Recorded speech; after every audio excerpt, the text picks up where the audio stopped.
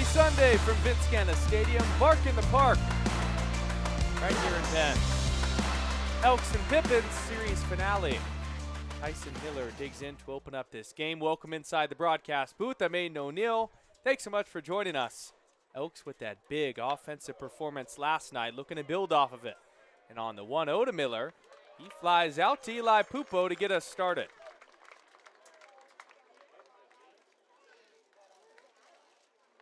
That was quite the game. Fireworks post-game. Hope you all had a happy July 4th, celebrating the 250th anniversary of this great country. And I know the Elks did because they put up 13. Last time they scored 10 in a game was in that opening series that they played against Yakima at the beginning of June. And once again against these same Pippins. A barrage, a parade. So many men crossing home plate. Had 11 hits along with it, but the pitching and the collective effort there was incredible. Dylan O'Neill on the mound tonight. His fastball misses up and away. Or up and in, rather, to Daichi Furuhata. O'Neill a 7.36 ERA, 0-2 with a 2.32 whip. It's been rough. The last time he started was on June the 21st. And for Dylan O'Neill, just about getting in the zone. Has not gotten a ton of swing and miss to start this year. 7 walks to 2 Ks. Furuhata's third consecutive day started. Thought about the drag bunt, but takes a strike on the outer third. Had a double in the first inning of yesterday's ball game, right down the right field line. Resulted in Wynn Gurney injuring his hamstring. O'Neill's heater gets the outer third at 86. After Furuhata, it's Velasquez, Burt, O'Neill, Garcia, Sotomayor, Upton, and Almeida. A lot of the same faces from the start of this series. Furuhata taps one. Pettit takes it on the long hop. His throw to first in time. Brady Pettit, so steady over there at the hot corner. A quick 2 outs for Dylan O'Neill.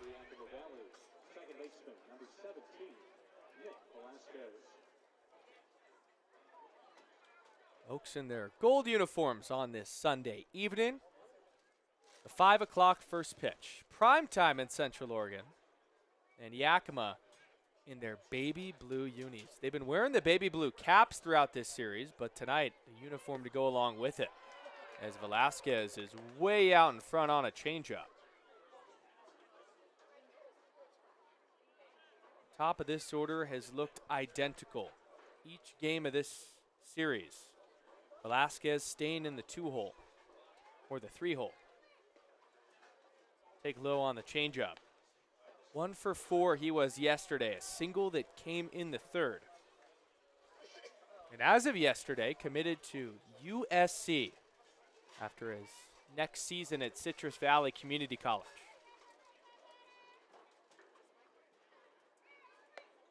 O'Neill's 1-1 misses up. Now a look at the Elks defense for tonight. Sidko, Pupo, Cahill in the outfield. Pettit and Goodman on the left side. Sanders and Beck on the right side with Hayden Smith doing the catching. Eli Pupo in center, our bull of the game last night. 2 outstanding defensive plays, diving to his right, taking away extra bases. And then a 2 RBI single late that put the cherry on top of an offensive outburst. Velasquez walks.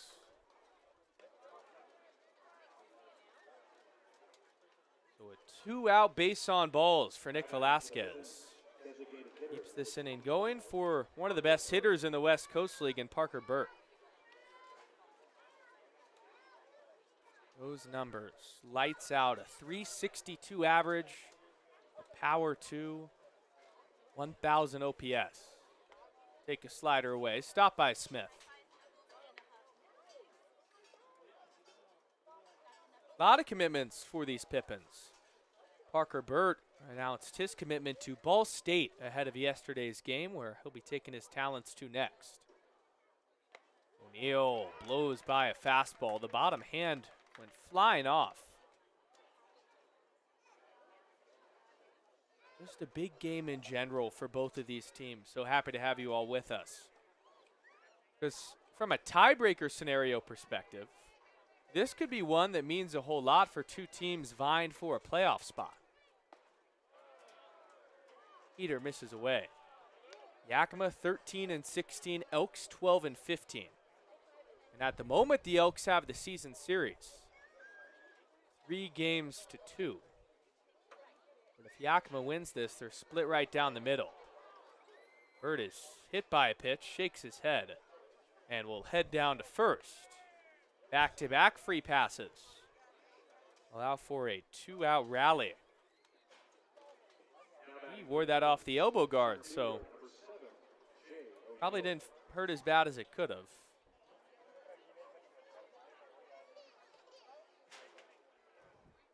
Bringing up Jay O'Neill. O'Neill versus O'Neill. My long-lost brothers on the field. Called the strike on the outer third. Maybe in another world.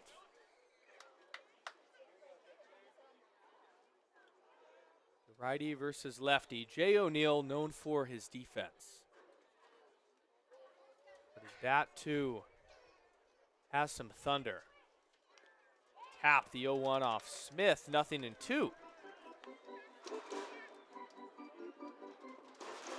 0 for 4 last night, but can't help but remember when the Elks and Pippins played at the beginning of June. O'Neill in one game hit 2 home runs in the same inning. It's grounded to the glove side of Will Goodman. Oh, so smooth. That'll end the inning on the 6-3 putout. O'Neill to O'Neill. One of them was going to win. This time, Dylan O'Neill takes round 1. We'll go to the home half of the first and come back after this.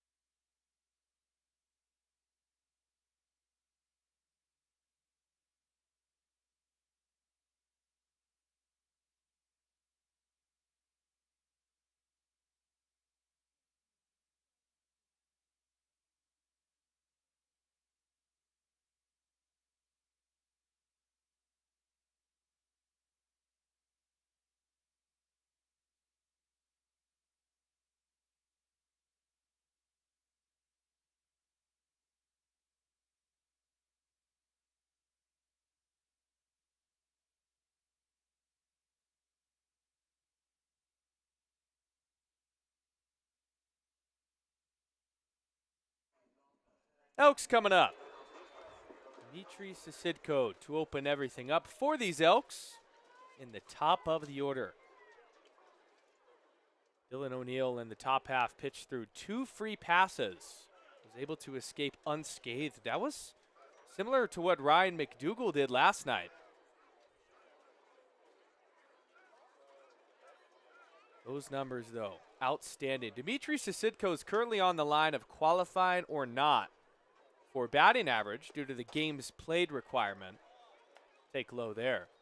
So you'll see if you're looking at the West Coast League stats site, One day he's number 1 in the league, one day he's not even listed. And that is why, but still batting .393. And impossible to keep out of it. Elks just have too many guys. And you see here with the lineup, a lot of new faces on this Sunday. Sanders, Ortiz, and Beck. Cahill, Pettit, Goodman, Smith, and Pupo rounding out the lineup.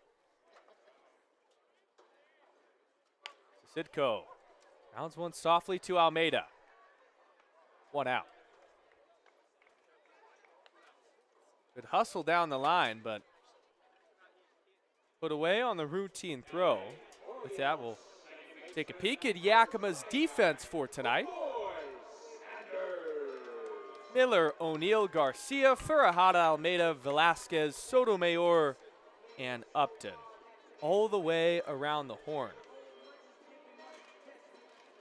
You know, the more we play teams from throughout the West Coast League, it feels like the Elks are an anomaly with the fact that there's new faces every day.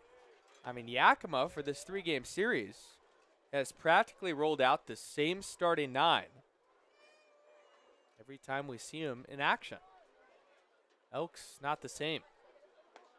Sanders takes a breaking ball for a strike, just flipped over. The starters, the southpaw, Luke McGuire. 2-1 with a 3.76 ERA and a tough batter here. And Troy Sanders, who leads the team in homers.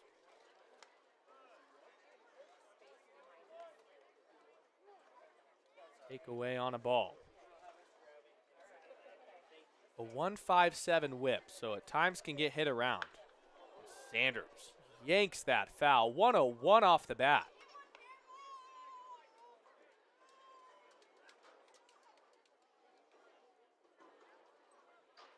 The members of our front office on the edge of that field house.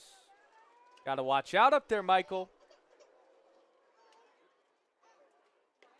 Sanders takes in. McGuire from Spokane Falls, where he had a lights-out season. And a lefty that could wreak havoc on the Elks just because of his strike throwing. Will not give the opposition any life unless you beat him. That one's fouled away. There's Coda, the perfect representation of Bark in the Park. Here every day, Taylor's dog, our assistant GM. We love Coda very much. Michael, pet Coda some more, man. He's asking for it.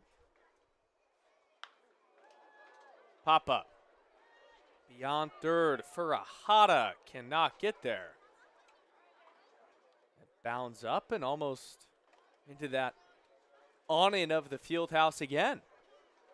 But a fan's got a souvenir. I vote that today, all souvenirs go to the dogs. And then they can just play with it for the duration of the 9 innings. Late time called from our home plate umpire, Clayton Kellogg. Kellogg beyond the dish. Jacob Fisher on the bases.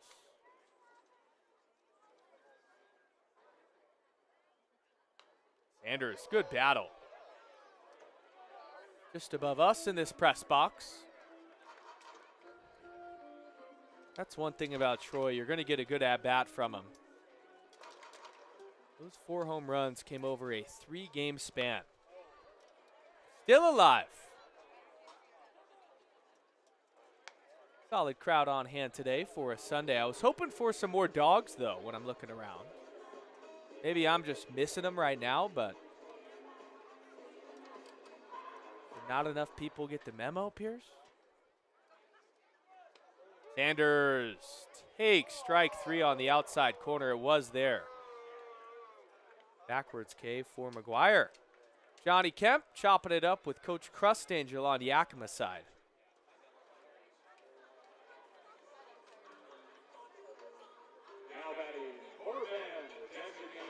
Jordan Ortiz will dig in.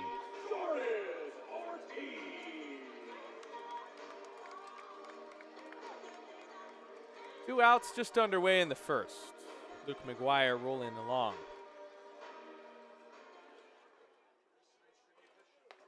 Ortiz will take up on a ball. The last we saw of Jordan Ortiz was his moment against the Walla Walla Sweets on Thursday night, where he walked him off in the 9th inning. It was the second walk-off of the year for the Elks, as that pop-up is grabbed by Almeida to end the frame. But it was a special, special moment.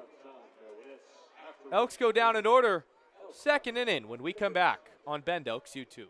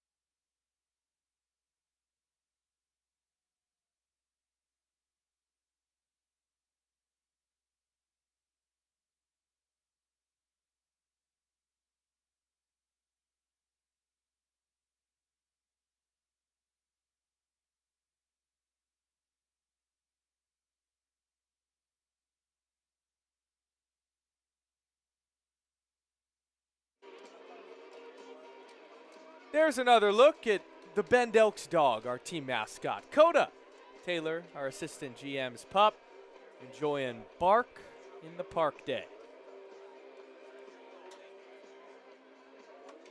No score as we enter the second inning.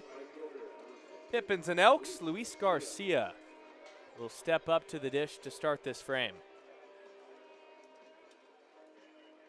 Last night I went on a tangent about how baseball in America is so poetic in their lineage throughout time. But dogs in baseball too have a lot of similarities as Garcia fouls it away. Simply put, there's bat dogs in the game. Dogs go out there, they grab the bat, they run back. It's a glorified bat boy. Not sure if the Elks would ever consider something like that. There's been a lot of danger with it, too. Tripping over the players and chaos. But it is extremely cute. Garcia grounds that past the dive of Pettit. Goodman's throw to first is not in time, deep in the hole. It's an infield single. That was all Will Goodman could do. Pettit gave it his best effort, but just beyond the reach. Once it got deep into that 6 hole, even with how good Goodman is, he did all he could. It wasn't enough. We get a fresh look at Braven Nason's locks, too, on this cam. How about that? Pitch to Sotomayor, misses up.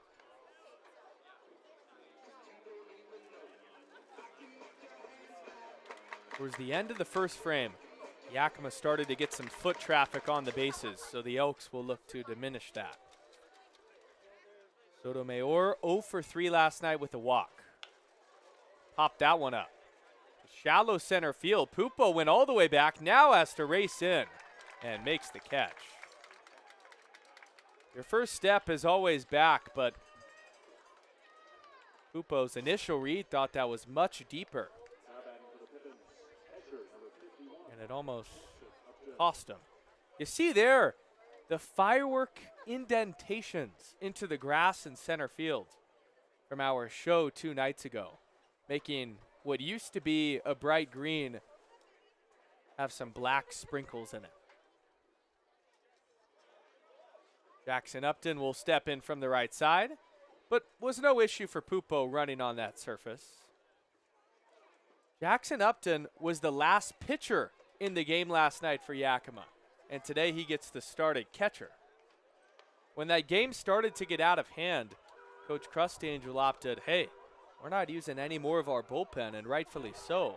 Upton went 2/3 of an inning, 1 hit allowed, no Ks, 1 walk. That misses high and goes past Smith's glove to the backstop. Garcia up to second. That's a pass ball on Smith, one he should have squeezed. The pitch was high, and setting up down was Hayden Smith, but one he would even say he should have caught. O'Neill fires it in there for a strike. 1-2. On decks Almeida, then the top of the order.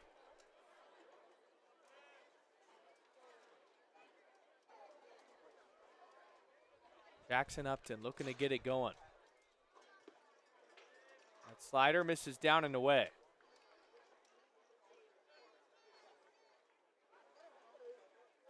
O'Neill from Washington State, getting ready to be a Cougar again next season, and seeking to turn this summer around here on Sunday afternoon. Upton grounds one to Goodman, who comes in, fields, throws to first in time. Garcia up to third, but a big second out. Now batting for the Pippins. It's tonight's K-Man, Derek Almeida. You feel so good if Goodman keeps getting ground balls hit to him. There's not another guy on this field on either team that is a smoother infielder. Eric Almeida, tonight's K-Man in the 9-hole, will take a big curveball for a strike. Almeida's been great in this spot. 0 for 2 last night with a walk, but on Friday, just before the fireworks, had 2 hits. 0-2.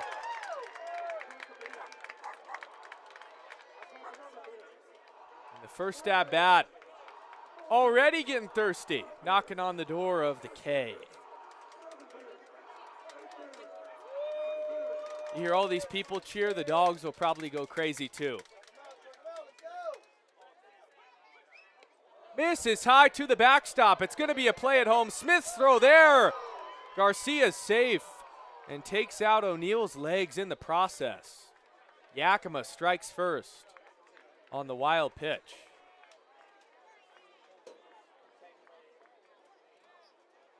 Firstly, just happy that O'Neill is okay. He just let a fastball sail at 87. That could have been dangerous. Almeida fouls it away.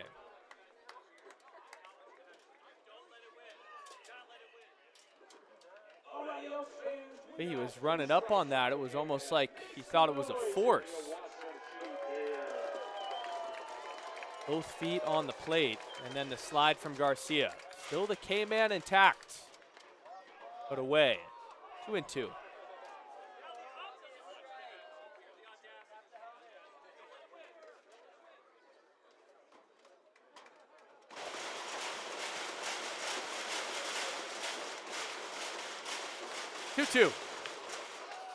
Pettit at third.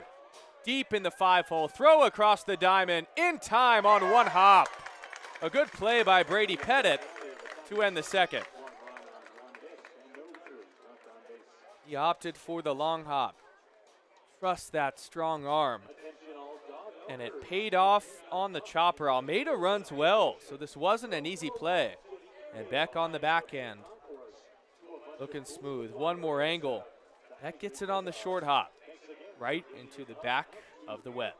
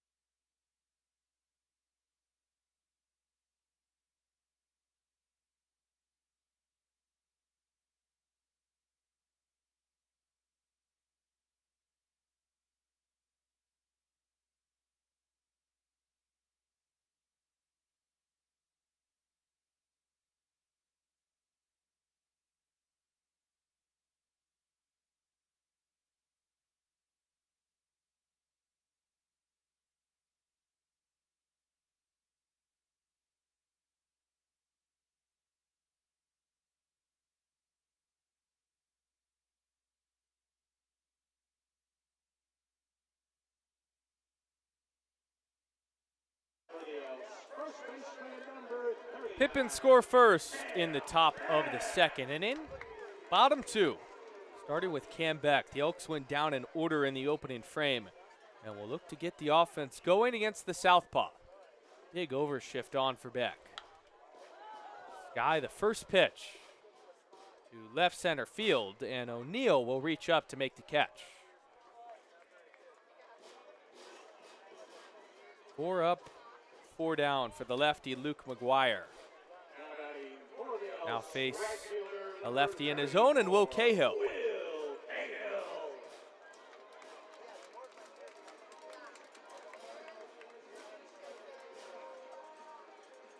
Cahill still looking to get it going. Take a breaking ball on the outer third. And from Washington was at UW where he read steer. And now in the transfer portal. A lot of guys where you see them swing the bat and it feels just a bit different. When Cahill pieces it together with his speed and power combo, really is all there on the table. But a lot of these Elks, despite an offensive outburst last night, just have not had their same caliber of season in Bend.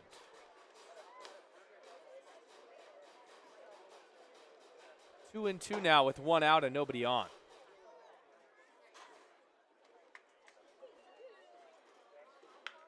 Cahill rounds one, past the glove of Sotomayor. Softly hit, single for Cahill to get back on track. And it's the Elks' first base runner.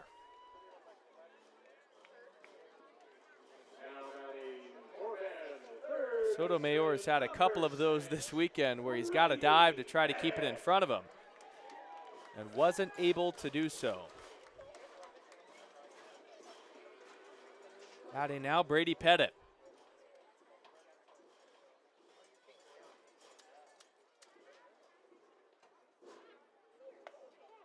That fastball gets called a strike. But last night in a nutshell for these Elks, a lot of rallies gifted to them by Yakima, who walked 11 batters.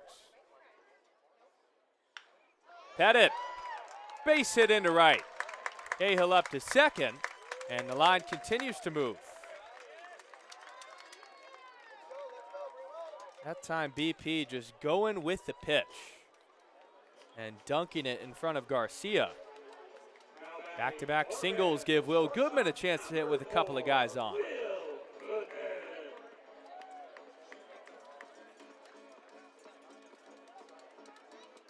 Elks still, though, dead last in the West Coast League in extra base hits with 43. So you're hoping for some more bop out of these regulars in the order. Goodman takes away on the ball. No Will Goodman last night, but was in the starting lineup on Friday and had 2 hits.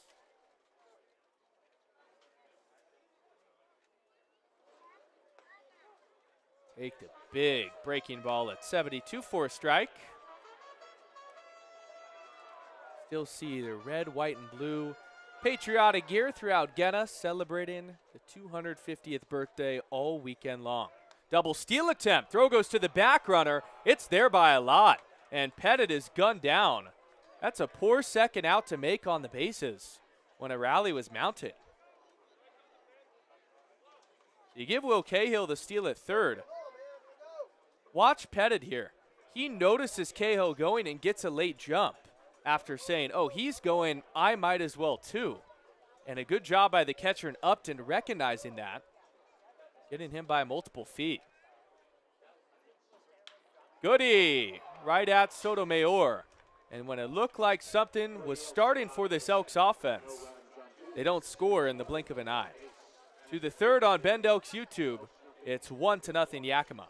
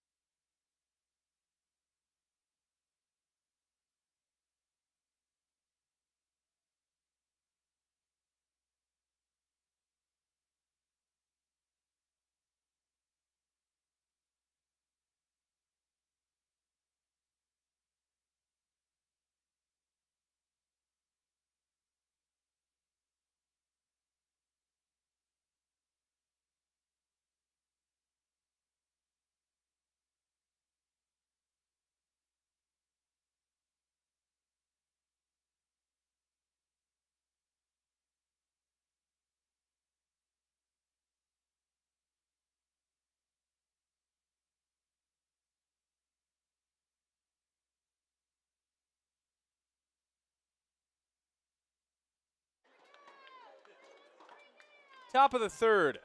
Dylan O'Neill working along the righty. Elks trail 1-0. They'll face the top of the order and Tyson Miller. Miller, Furahada, and Velasquez. 1, 2, and 3.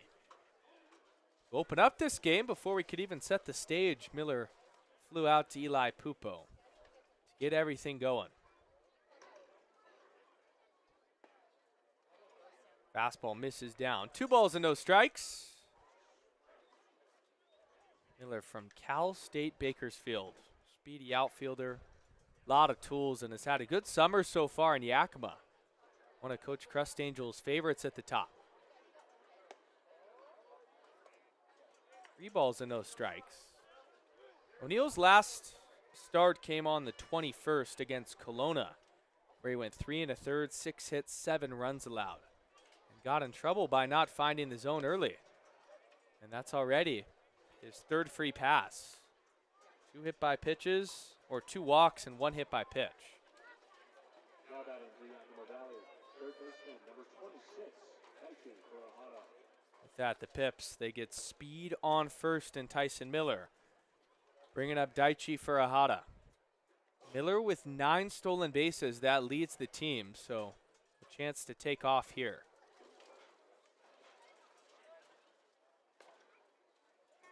This is up to Furahada. Daichi's been swinging a hot bat this series. Just committed to Seattle U. Three of the top 4 guys in this lineup committed yesterday.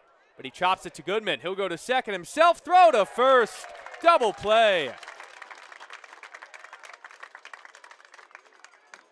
They should stop hitting it to Will Goodman. That's simple advice because he makes every play.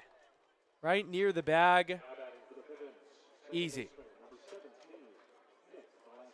Not even a thought to flip it. Just there with the foot to throw across the diamond.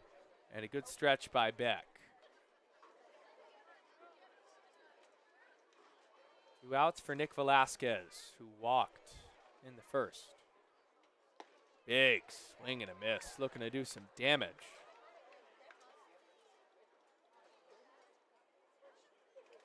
Guy the Elks are fine not messing with. The 300 average entering this game leads the team in RBI with 22.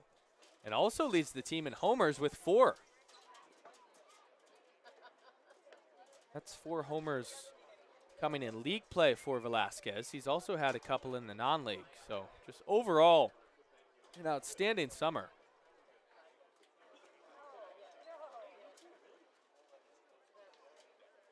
One from O'Neill. This is low.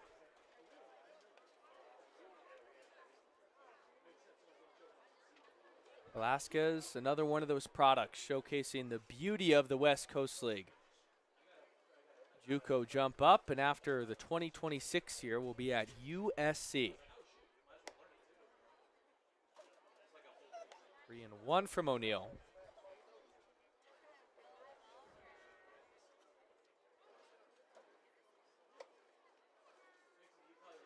Green helmets with the baby blue unis tonight.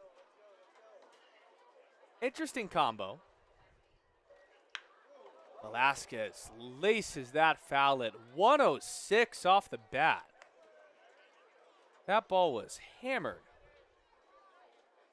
And that's Chris Peronis. Go and get that ball. Your off day after an incredible performance last night from Chris. His Elks debut got a win. And no more stick in sight. It's been the bullpen's thing. Downed foul, we'll do it again. Instead, we've just got some sit-in, some stretching, and some throw-in. Kendall is there. He just doesn't have the stick. Leaving early next week. We're going to miss Jackson. Made his last start on Friday night. Pitch well. Velasquez. It's more Will Goodman, and it's more defensive success. He has already fielded 4 ground balls in the first 3 innings. And of course he's not going to make an error. As steady as they come. and it's just routine. You can see how the reps are paying off in real time. A coach's dream, a shortstop that can pick it.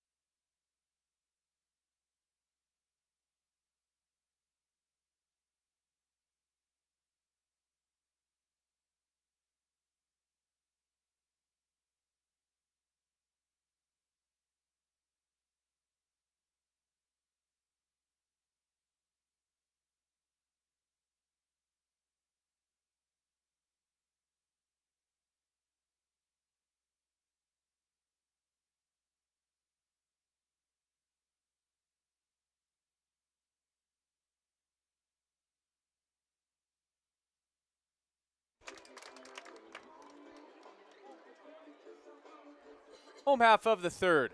Elks coming up against the lefty in Luke McGuire. Fastball misses up and in tight. A 1-0 pitcher's duel through the first couple of frames.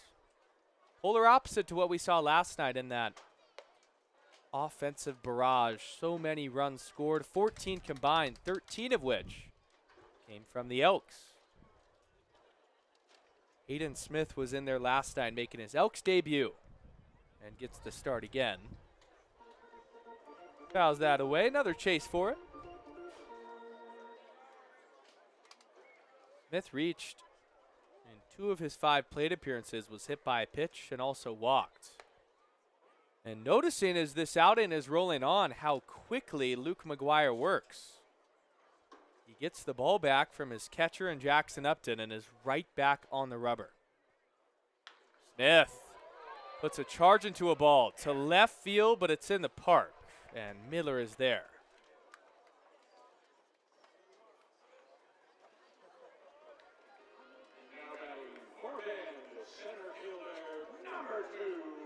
An outfield that covers a lot of ground for the Yakima Valley Pippins, Miller, O'Neill, and Garcia. And our bull of the game last night, Eli Pupo. Step up to the dish with 1 out. Pupo takes the big looping breaking ball. Tough customer in McGuire. Spokane Falls was so good this last year. Pupo fouls it away. 41 1/3 innings pitched. A 1.74 ERA, just a 1.23 whip. Punched out 49 and only walked 15. And the lack of walks has carried over into the summer. Pupo flares that. Watch out down there in the barbecue deck.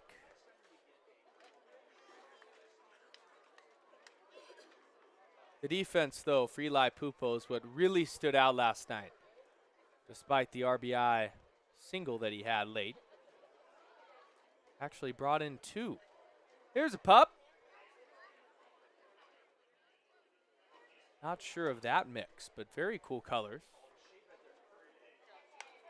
Pupo has himself another hit. He's starting to figure himself out, and I know that's only 82 off the bat. But with how crowded the outfield is, and I talked to him pregame about that, if he can start to hit with the best of them, he's going to be in the lineup each and every day on this Bark in the Park. So happy to have you guys with us. All the dogs throughout the ballpark, and outstanding stuff. It means so much to all these people to have the furry friends. Dimitri Sisidko now back at the top of the order. Take down and away.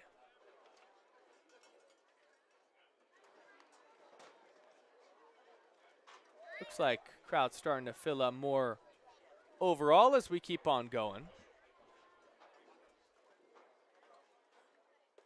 Takes up and it kicks off the glove of Upton on a pass ball. He just couldn't squeeze it. And the Elks have a runner in scoring position.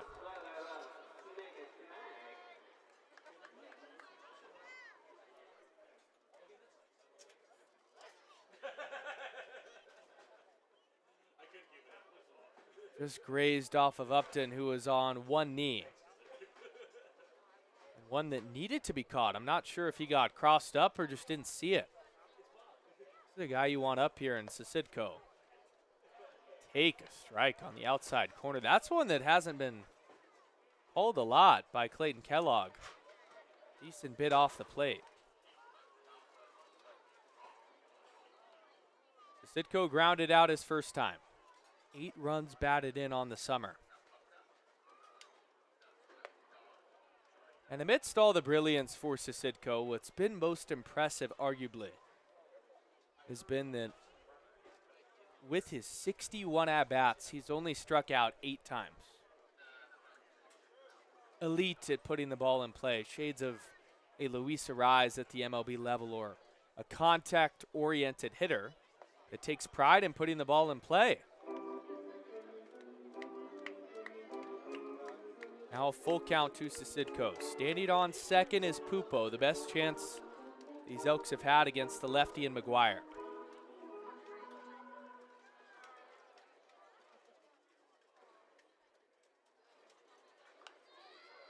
Sisidko stays alive.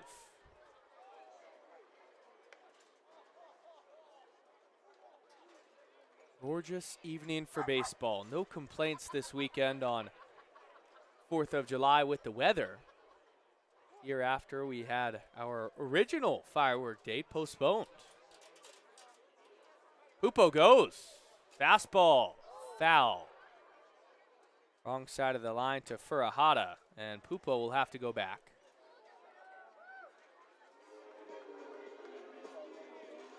Got a big jump, would have likely stole it, but no choice for Sisidko. Win a 2-strike count, had to put the ball in play. Dynamic player that Eli Pupo is. Sisidko stays alive, and there's some Pippins sitting on the outside of the dugout, including Parker Burt, their star catcher. Almost got pelted with that one off the bricks.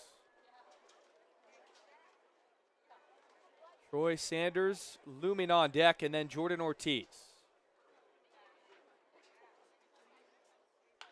Sisidko caught, and Pupo's doubled up by Velasquez. For the Elks in the bottom of the third. No runs on 1 hit and no runners left on base. After 3 Eli Pupo did not freeze on the line drive. He thought that was a base hit right back up the middle. And it ends the 3rd inning for the Elks. Still 1-0 Yakima.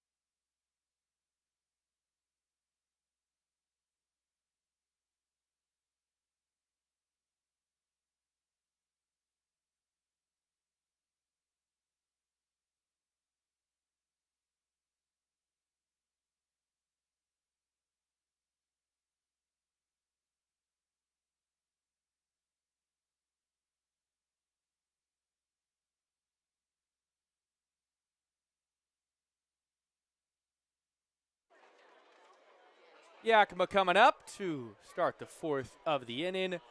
Pippins on top, 1-0. 3 hits for the Elks, but cannot string together a rally. Burt jumps on the first pitch, and Goodman kicks it. A rarity, and an E6 on the steady shortstop from Pepperdine.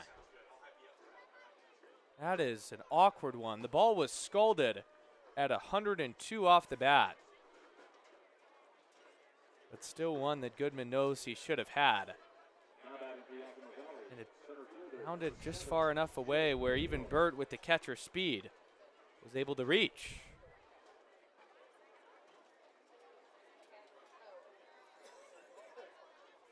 No outs for Jay O'Neill. That gets the outside corner. Jay O'Neill grounded out to Will Goodman in his first at-bat. Goodman hoping to get another chance after the error. Big off-speed, misses high, kicks off the glove of Smith. And there's miscues between O'Neill and Smith that have continued, allowing for Yakima to just take free bases.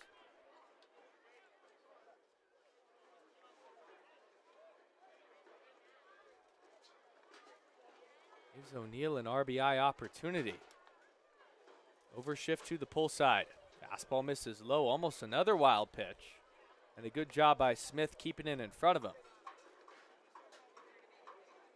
Something that can be said about working together, the pitcher and catcher battery and the chemistry there. Because if you're working with a new face, it's tough to maintain levels of consistency. 3-1 the score.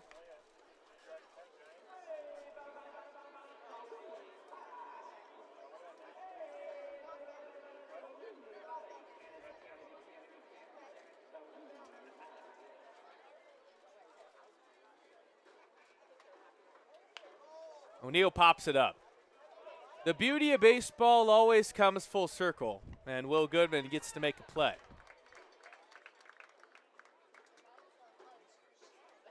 The amount of action that Will Goodman has gotten in this game already is unbelievable.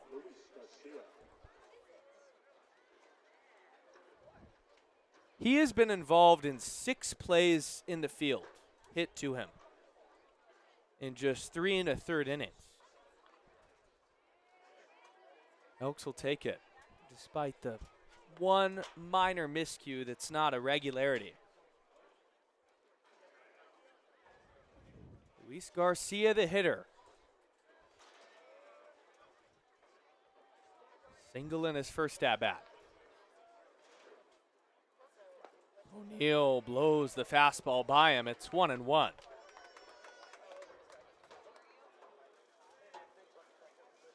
Fiery outfielder is Garcia. Whole lot of tools. He's had himself a good series, reaching base at a high rate. That heater misses up and away. Garcia's walked 3 times, singled a couple of times, and the Elks just can't really keep him off the bases. On second is Burt after the error and then the wild pitch. Another one misses in the dirt. Smith keeps that in front of him. Carson's getting these fans going with the T-shirts. Just over the third base line. Brings the whole community together. T-shirts and a Jumbotron, those two. Garcia takes up ball 4.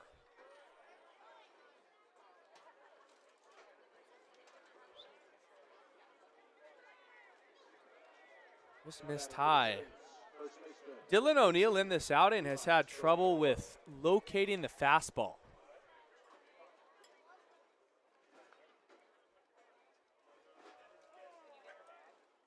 Time is now called, and Wes Harper will go and have a chat with tonight's starter. 60 pitches at the moment for Dylan O'Neill. Runners on first and second and 1 out.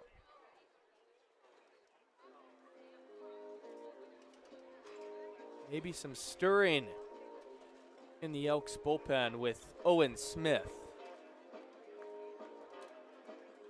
New face. The whole infield up talking strategy and just encouraging the righty to get back into the zone. We've looked at why the Elks are 3 games below 500 at this stage of the season.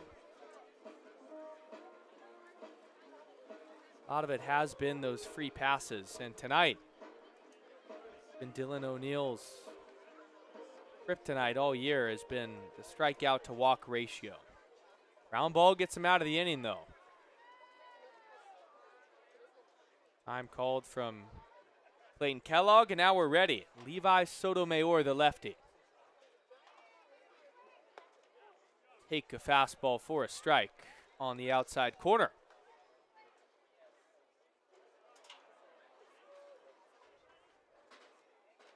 Burt on second, Garcia on first. Already in the top of the 4th.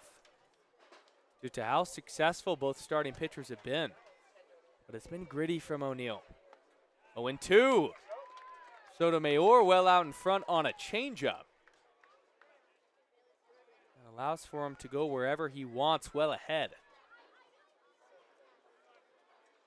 From the naked eye, a much thinner Elks dugout on Sunday evening. Not as packed as we usually see. Fouled away.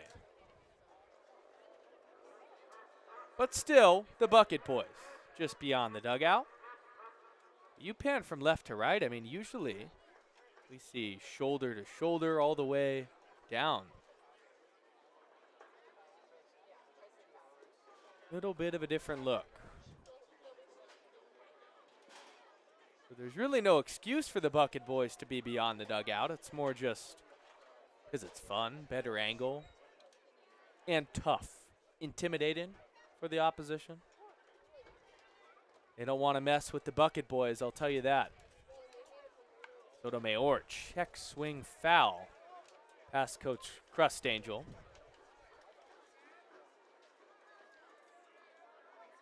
And fielded. 64 pitches from O'Neill. You were to tell Wes Harper 4 innings pitched before this out and he'd be happy with it, but he's got to get through it, and he does there with the punch out on Levi Sotomayor. That's his first K of the outing, and it comes in a good spot.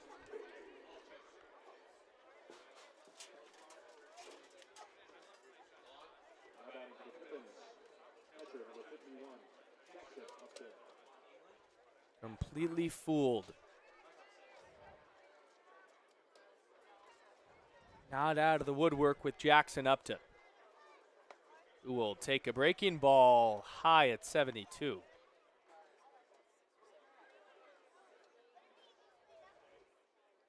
Upton grounded out his first time. The man that was seen as a pitcher last night, too.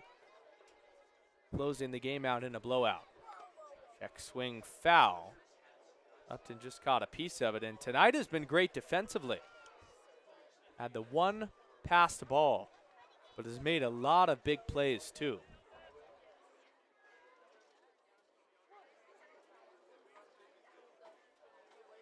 One with 2 outs. Called a strike, 1-2.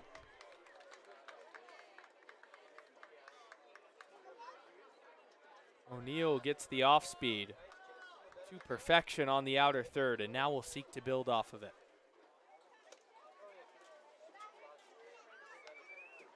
Fouled away. Watch out. How late Upton was, that's right by Alan Cox, but he's not moving a muscle. 3rd year with Bend. All sharing a laugh. Alan, though, not cracking a smile. Locked in. Upton down near that bullpen fouls another one away, and they're really making O'Neill work. Washington State from time to time had similar issues when it came to throwing strikes. An ERA over 10. That's going to be the part of his game where he looks to change. Owen Smith keeps on flipping that ball, staying loose. Upton takes down and away, 2-2.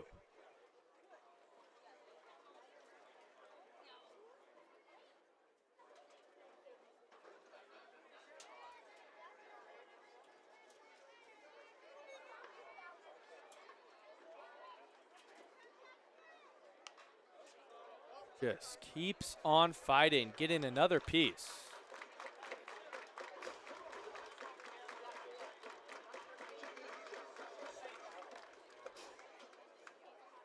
Jackson Upton from St. Martin's University.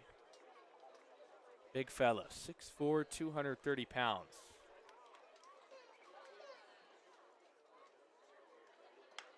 That's lined into right field. It's going to fall in for a base hit. Getting the wave around third is Parker Burt. Cahills throws in, is on 2 hops. The tag, not in time. Moving up to third is Luis Garcia. It's an RBI single for Jackson Upton, but a valiant attempt from Cahill. Now batting for Yakima Valley.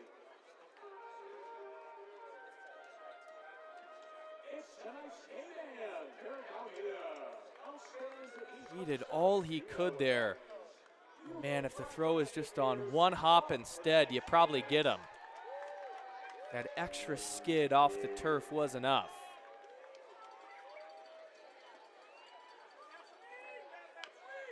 First pitch to Almeida, tapped foul off his foot. They don't call it foul, the throw to first. Home plate umpire didn't have it as foul. Base umpire has it as foul, and Alan Cox is irate. He's telling Clayton Kellogg, you better figure it out. Nobody's on the same page. Alan Cox is telling his team to exit the field. But the base umpire, Jacob Fisher, had it as foul. Home plate umpire, Clayton Kellogg, didn't. What is the call? You would think the umpires would have a conversation or move a muscle. Instead, they don't. And they don't even come together to check it. Let's look. I can't tell there. Almeida was hopping like it hit him in the foot, which obviously makes it seem like it was. But man, no check at all is really interesting. Pitch misses low, it kicks away. Garcia's coming in, he'll score. And that'll make it hurt even more for Alan Cox, because it's now 2-0. Upton moves up to second. Or 3-0, correction. Scoreboard change there. It was 2-0 after the Upton single. And the wild pitch brings in a run. 1-1 to Derek Almeida. Grounds it into right field and through for a base hit. Getting the stop sign at third is Upton. Cahill's throw goes into the cutoff man. And regardless of if it was a foul ball or not, that play ultimately changes this inning entirely. Gave Almeida another chance to hit. He got a big breaking ball at the top of the zone, hit a base hit, and Alan Cox, who is still furious, is heading out to the mound to pull Dylan O'Neill.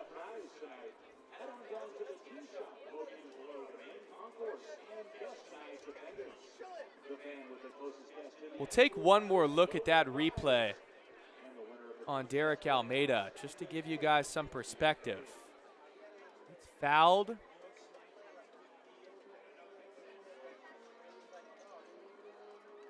Unless it hit the top of the toe. That is so hard to tell. One of the main issues with that, though, is that home plate umpire Clayton Kellogg, who is right on top of it, had it as a fair ball. And in theory, he would be the guy that would have the best angle, but instead, it's Jacob Fisher that makes that call. So a lot of the frustration, I'm sure, when it comes to that play, was because of that. And now we got both sides barking at each other. Apologies for getting distracted from that, but Kellogg and Fisher are probably coming together here to issue a warning.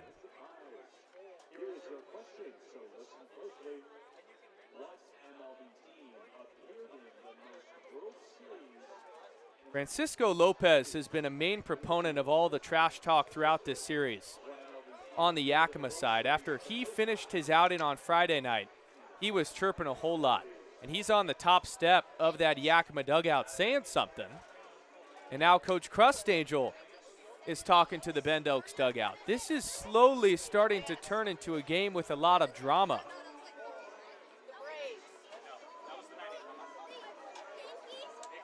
You could feel that build in the past two games, and also both teams know the importance of this game when it comes to the season stand-ins, the playoff push.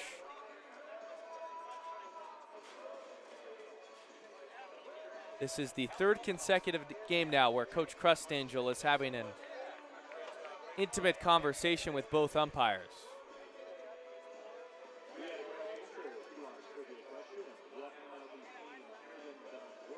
And it looks like Jacob Fisher is pointing at someone in the dugout. I would guess it's Francisco Lopez with the headband on. And I would be correct, because look where he's walking, to the other side of the dugout. Did he just get thrown out of this game?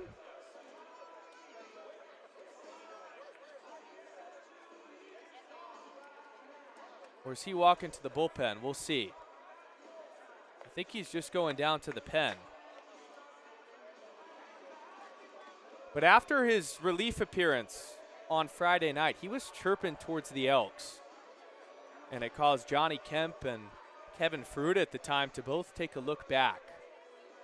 So I'm sure these umps have taken notice. And Lopez just keeps running his mouth.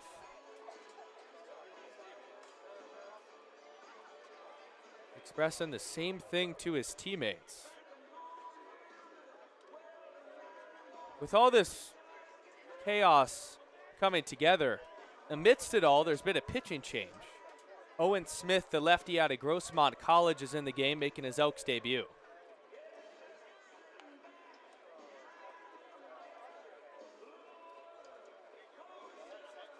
I'm just confused as to what he's mad about, because there was nothing on either side that warranted trash talk over the past couple of innings. Maybe just the Elk side saying that Almeida wasn't hitting the foot was enough for him to get sparked up.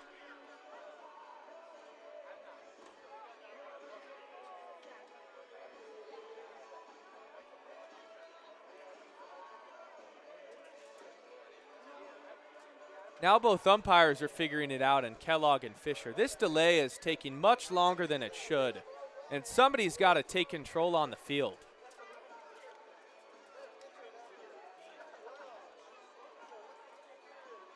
I'm just not sure what you could possibly be figuring out right now. Francisco Lopez is either thrown out of this game or he's not, and now we're making another walk back to the Yakima dugout. The last pitch was thrown over 3 minutes ago. And here comes Jacob Fisher getting somebody else.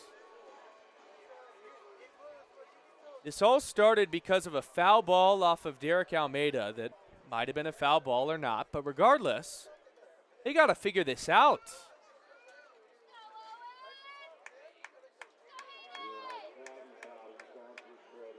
Fisher now pointing at another Yakima Valley Pippin. I think he's throwing him out. And there's two sides to this equation. Obviously, if there's egregious things being said on Yakima's side, of course, throw them out. But I'm not sure it needs to be this big of a deal.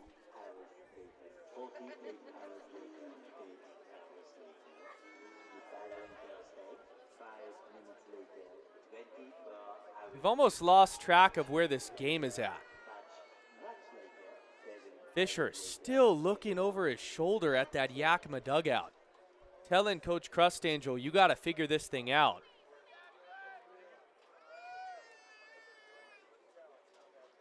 I think Trey Godoy just got thrown out of this game too.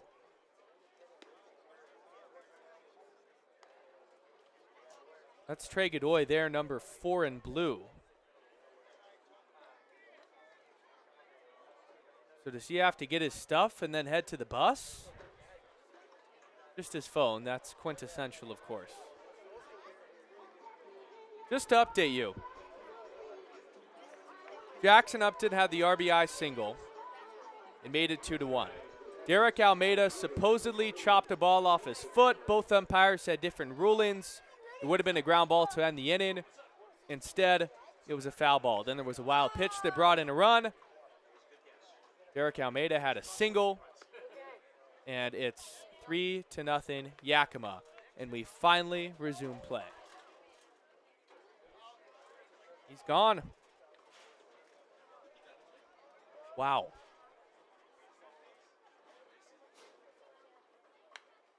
1-0 fouled away to Tyson Miller, the leadoff man.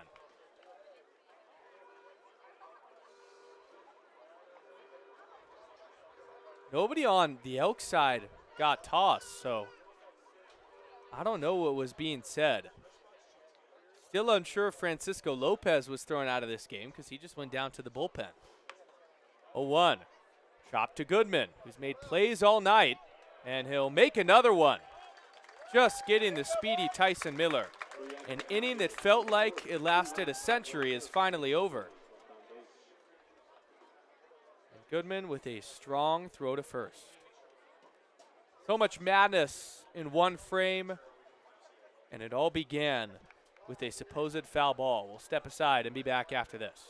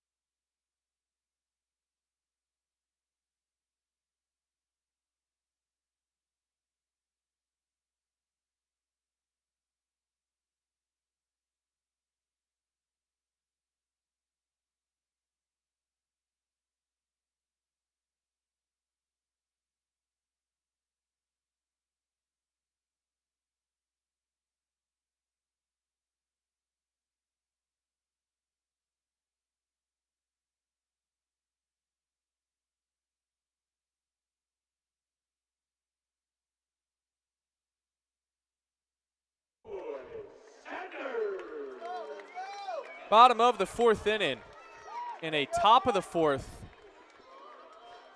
that was absurd. And we're still going. I mean, I am just perplexed as to what this is all about. Clayton Kellogg, Jacob Fisher, face-to-face now with Coach Crustangel. Trey Godoy was just thrown out of this game. Francisco Lopez they had a chat with. There is no need for this conversation to take place with both umpires.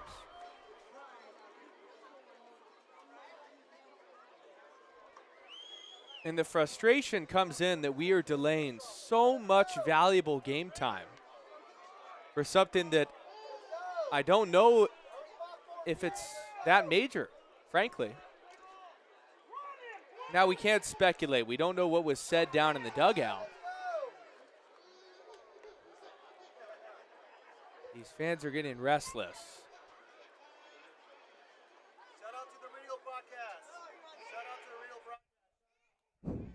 Looks like Crustangel and the other side were maybe talking. I don't know. I don't know what was being said from Yakima's angle. But it forced Fisher and Kellogg to come together.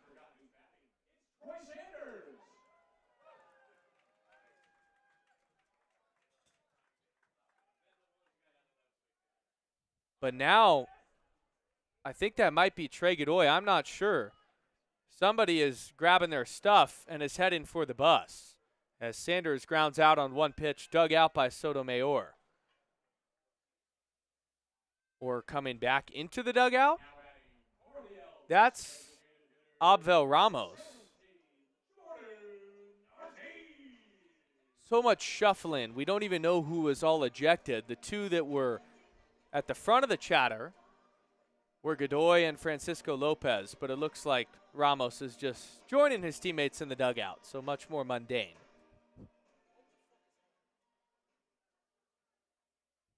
There's now a paper bag starting to fly onto the field. Ortiz's pitch is lined in left and down for a base hit.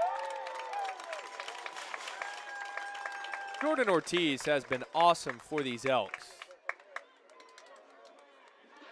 Keeps on hitting.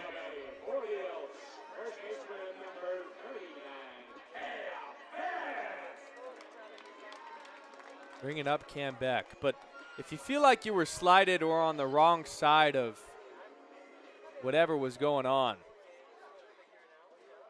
the best way to handle it is with your play on the field. McGuire's pitch misses low, handled by Upton.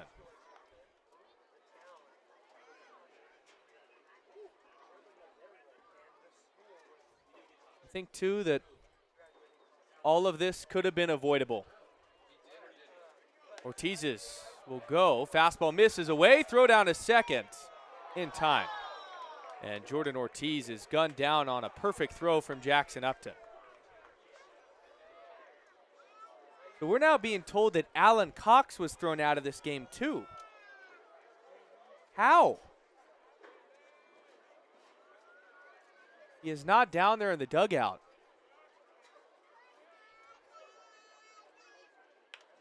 Beck pops one up, and this will likely end the inning to Miller. Elks go down quickly. My confusion as the inning ends is how 3 ejections happened, but there was no signal from an umpire of you're gone. That has never happened in baseball. But somehow, unless I missed it with them right in front of our face, Alan Cox was thrown out of this game. Francisco Lopez might have been thrown out of this game. We know Trey Godoy was thrown out of this game. And it was all because it was either foul off Derek Almeida's foot or it wasn't. 2 different scenarios swayed an entire inning, and Alan Cox might now be suspended for the first game of the road trip in Canada. The league rules, they're tough when it comes to getting ejected. They don't encourage it at all. But this is all it was. It was Fisher and Kellogg having a conversation.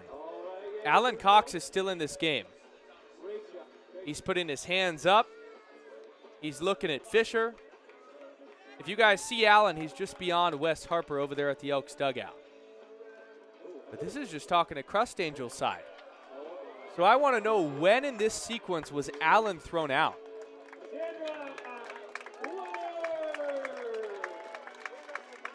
We'll let it play out.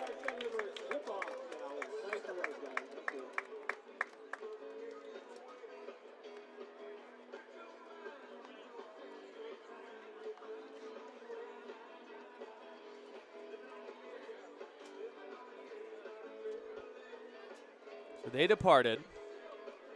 Fisher started walking back to home plate. Alan Cox is still in the game. Fisher's pointing at Godoy in the dugout, I believe. Okay, from what I gather from this, Francisco Lopez was not thrown out, but rather sent down to the bullpen.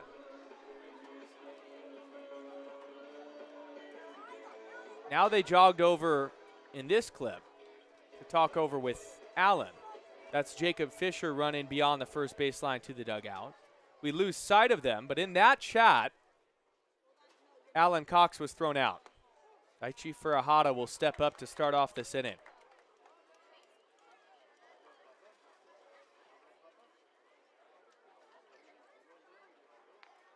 Just hate when a simple thing can cause such big drama.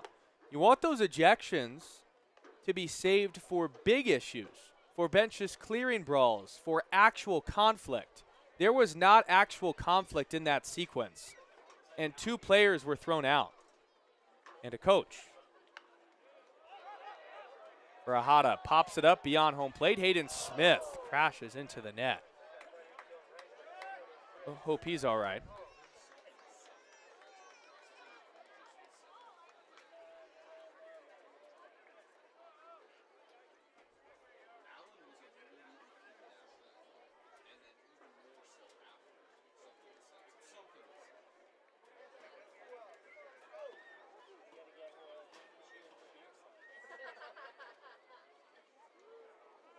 One and two to Daichi Furahada, who's 0 for 2.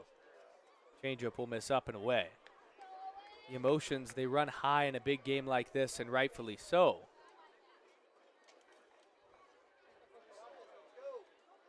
Braven Nason starting to toss.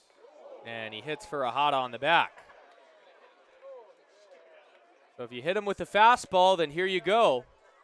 Right in between the numbers. That's how more drama can start. It was not intentional because it was a 2-strike count. But still, already with how Yakima has taken exception to some stuff. This game has been so funky.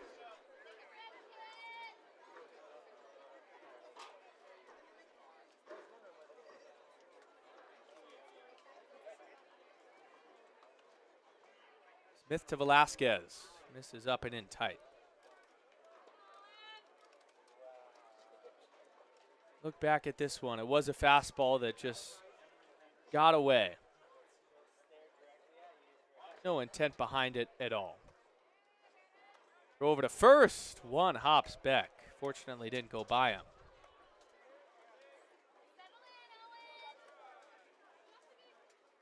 Smith was originally committed to the University of Cincinnati, then went to Grossmont and is now uncommitted.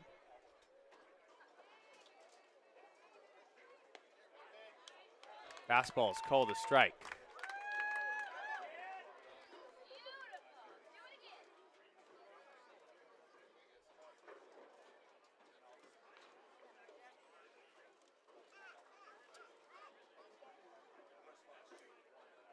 One. Slider misses outside, just by a bit. Already this crowd not too fond of these umpires, and any pitch that's close, you're going to hear even more groans.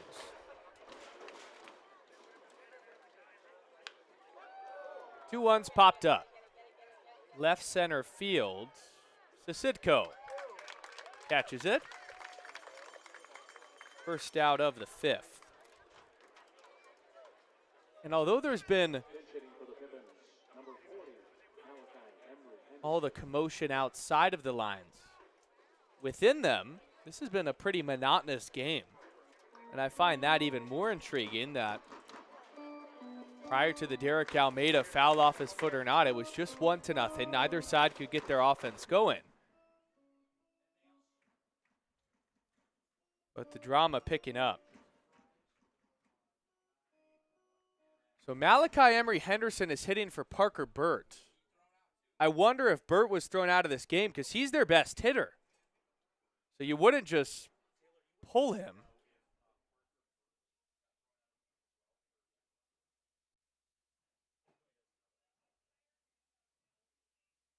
Smith's fastball misses up. Throw down to first is airmailed over Beck's head.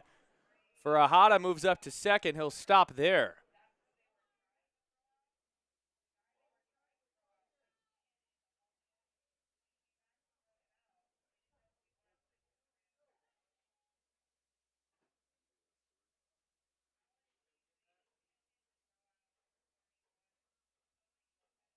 I'm getting some more information now, so that's why I'm not talking as much. Just trying to soak in everything from that ejection report. Update you on it after this pitch. 1-0 to Emery Henderson. Fastball misses in tight. So from what I understand, the intent was to throw out Francisco Lopez. But he ultimately went down to the bullpen like you guys saw on the camera. And then they didn't know who they threw out, I believe, the umpires, so they ended up throwing out somebody random from what I have picked up. That is just, if that's the case, can't happen. I'll just leave it at that. because if there's already conversation picking up on both sides, you better know who it's coming from. There's been too many times this year where it's he said, she said, pointing out different people. And with these suspensions being more than just getting thrown out of the game, there's a lot of implications to it. You got to make sure that it's spot on, and it's tough that that's what this game has now been made about. Emery Henderson will sky a ball to right field. Cahill giving a long chase to right center, and he catches it. Tagging it to is Furahada. The throw on one hop is not in time.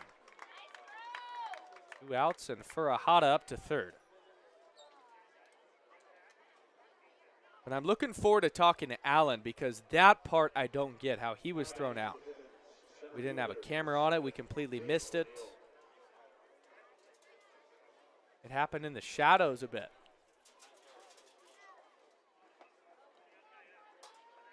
The goal in between innings will be to get as many people ejected as possible. Fastball misses up. And know how many of those folks got ejected, so we can update you on the exact names. O'Neill's 0 for 2. Smith's curveball misses up. Pippins on top 3-0. The last 2 innings have been just as long as the entire game up to this point because of all that delay and stoppage. O'Neill pops up the fastball. Smith only can give it a look. Goes out of play.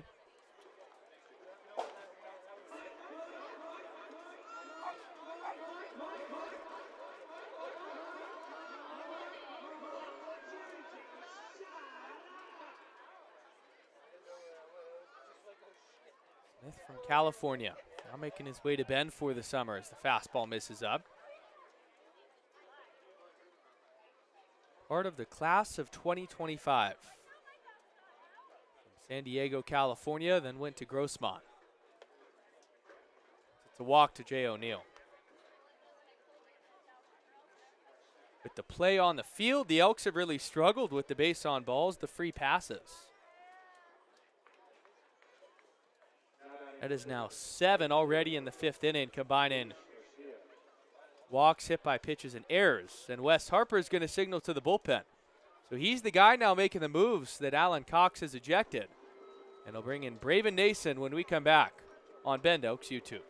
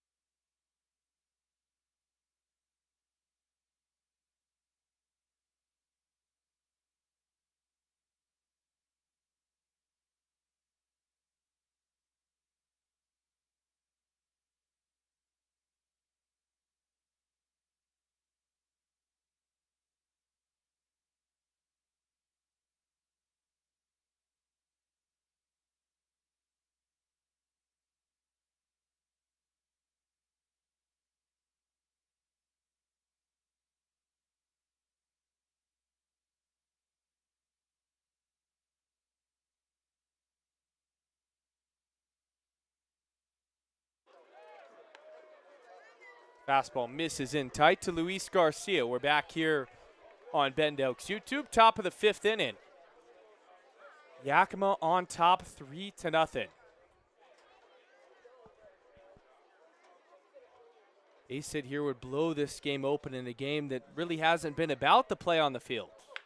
Garcia base hit up the middle. Farahada's going to score. Here comes O'Neal. It's 5-0 Pippins. And a crooked number in the 4th.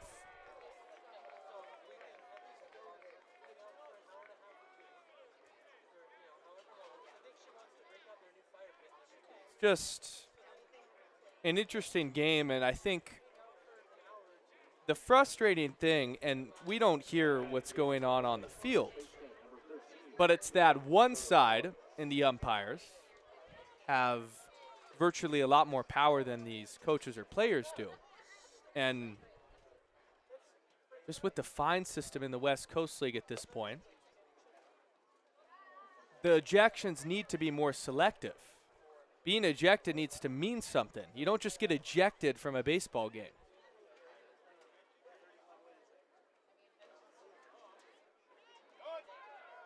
Fastball misses away. Runner on the move. Throw down to second. Not handled into shallow center. Garcia moves up to third. And another run is 90 feet away. But all the Elks can do is just keep playing. And the final stamp I'll put on it is that in a game generally, when you see 4 people ejected, what happens? A benches clearing brawl. Not a disagreement from 100 feet away from dugout to dugout. Now, we don't know exactly how many people were ejected, but point being, that needs to be saved for the big things, the big issues, because those issues do arise. Another walk.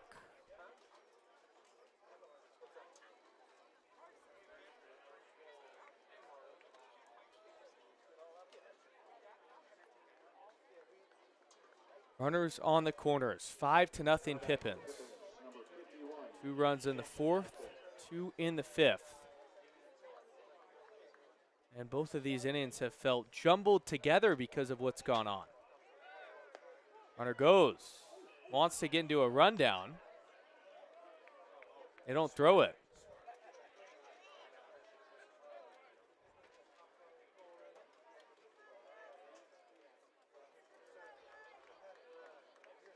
Jackson Upton, a chance to really make it hurt on the other side. Take a breaking ball for a strike, 0-2. With everything, we didn't even preview Braven Nason, the Bellingham, Washington native, who's been good for the Elks. Entered in a tough spot. Likely an unexpected appearance with all that's happened. But battling through it, and he gets strike 3. Not after 2 runs in each of the last 2 frames. Yakima takes a 5-0 lead into the bottom of the 5th on Bend Elks YouTube.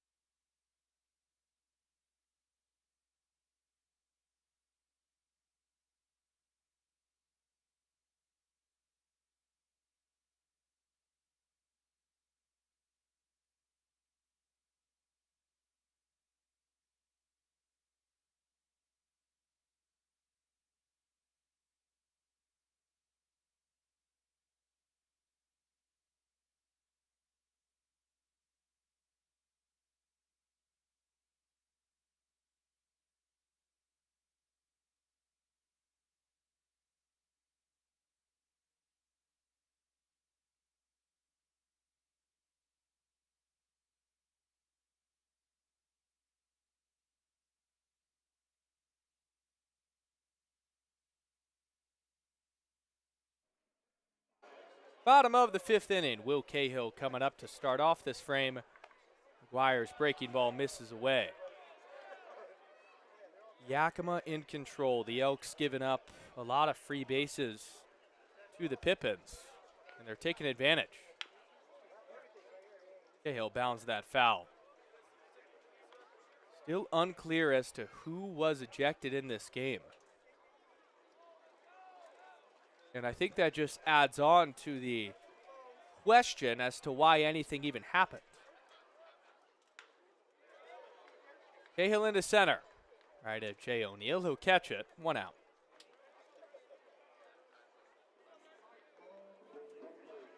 But the task at hand now maybe even steeper than it's ever been. Down 5-0 in a game you really got to have. For 8 straight games on the road, 6 in Canada, 2 in Portland. Right before the All-Star break. Luke McGuire a lot of time sitting in between these frames. Back out there as Pettit fouls it away. In some extra rest, the southpaw is.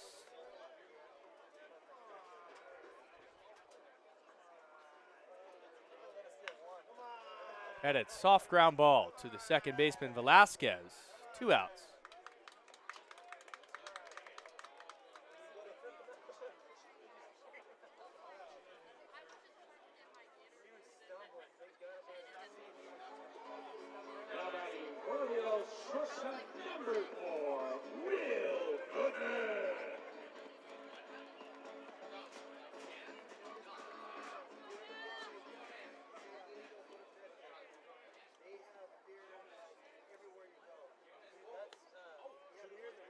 Goodman takes outside. I believe a fan was just thrown out of this game too.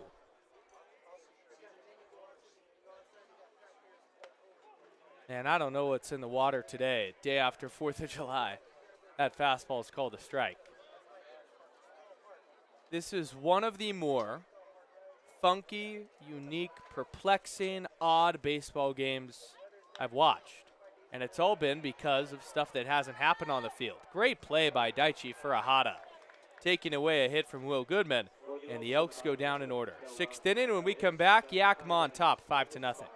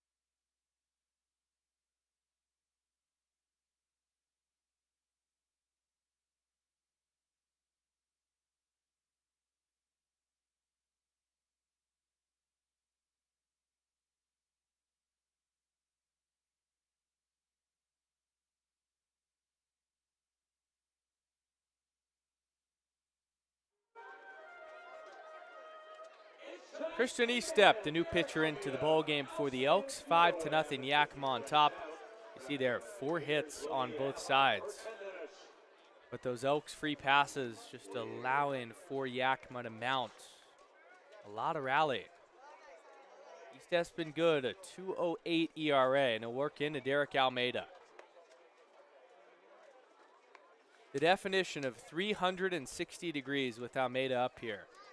He's the one that started all of this controversy, and it wasn't even his wrongdoing. 2-0. He fouled the ball off his foot. One umpire thought he did. One thought he didn't. And that is why there's been so much disagreement and dispute. Almeida, bat goes flying and it's broken. And he pops out to Troy Sanders. Completely sawed off. The entire barrel went flying. And just the handle remains.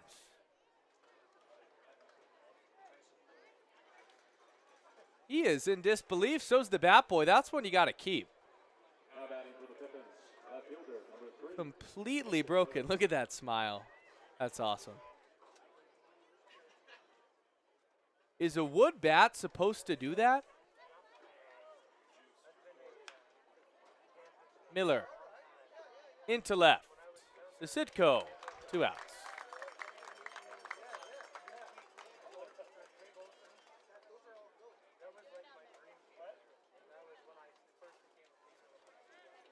Christian Estep already ultra efficient. Big righty out of Rogers State. Face Daichi Furuhata.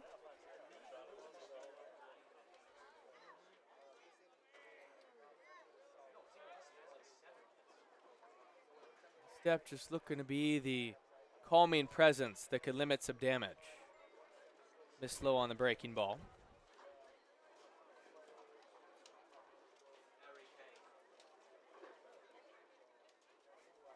Estep known for just pitching to contact. Just 6 Ks on the summer. But he's trusted the defense behind him, and it's worked.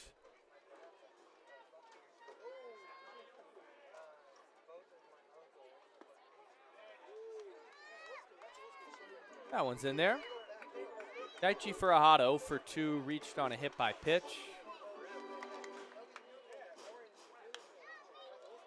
Pop it up. Foul territory. Cam Beck has room, will make the catch.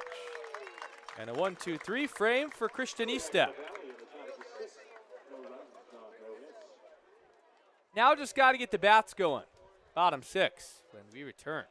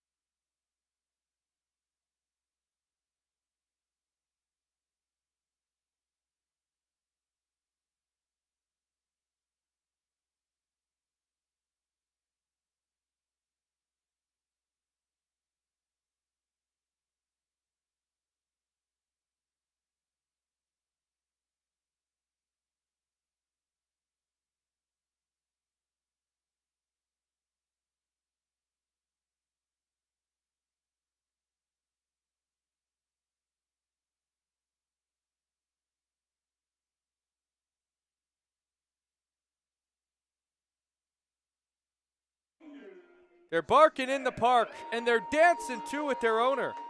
Oh, yeah. Cruising. We're moving along. 5-0 Yakima on top in the bottom of the 6th inning. Aiden Smith will hit and take in tight. And Elks fans, don't forget to browse our online Bend Elks merchandise store. It's the spot to get all your Bend Elks merch needs so you can represent your hometown Bend Elks. That one's grounded to Almeida.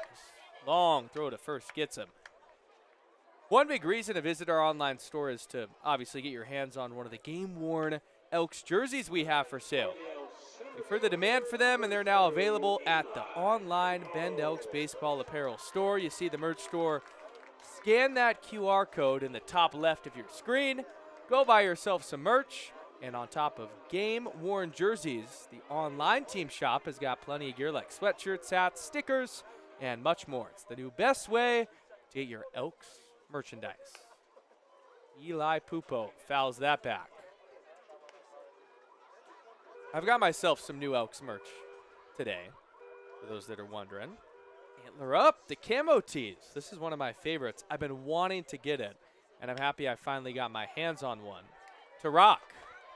Almeida just gets Eli Pupo at first on the strong throw. A very, very quick 2 outs as the Elks halves of the inning are flying by.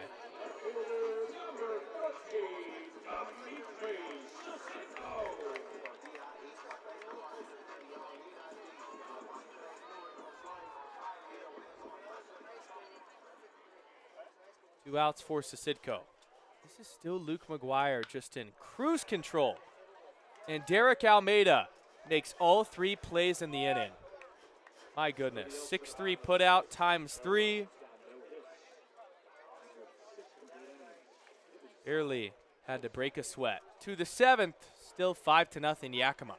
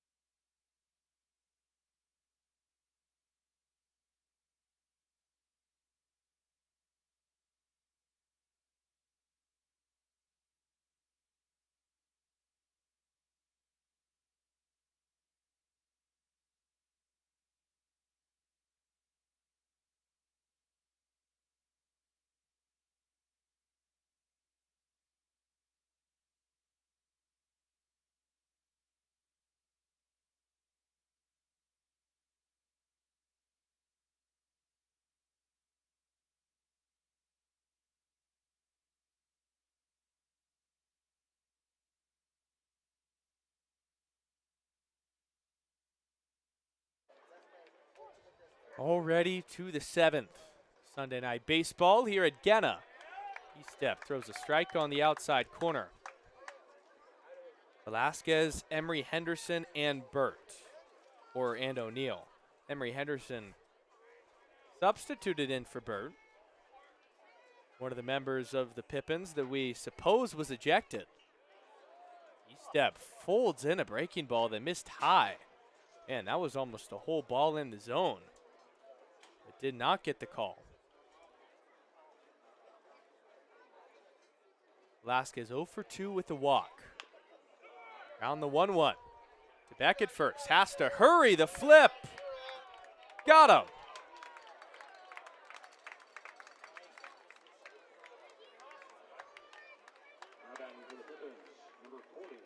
See here. Ooh. I think Velasquez beat that out. Elks will take it though as Velasquez jogs off the field and now brings up Malachi Emery Henderson.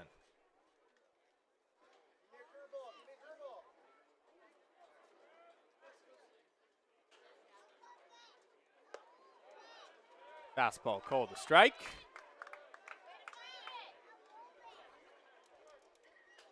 Great effort so far from Christian Eastep to just calm this storm, weather it, keep the bullpen fresh.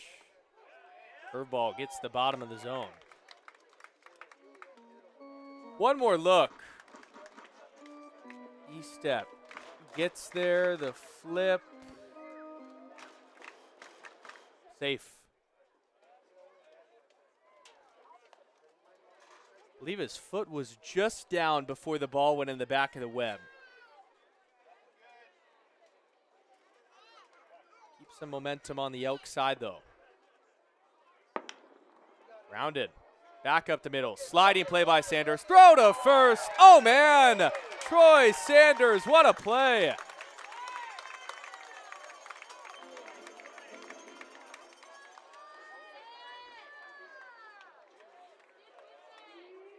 That was outstanding. Sanders, who's been known and made a name for himself with his bat. To his right, into that slide, pop-up throw, perfection. Eastep in there on a strike on the curveball. This summer has been outstanding for Christian. Think about how good he's been. A lot of time in between his appearances, and he's been able to stay fresh. See that overshift on for the lefty as the breaking ball misses low. 2-1.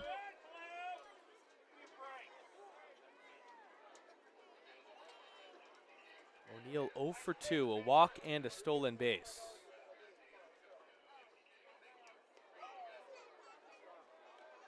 Three balls and one strike. After O'Neill, it's Garcia and Sotomayor. Here in the 7th frame. Ouch. Fouled it off his foot, but appears to be okay. Yakima is an offense, middle of the pack in a variety of categories.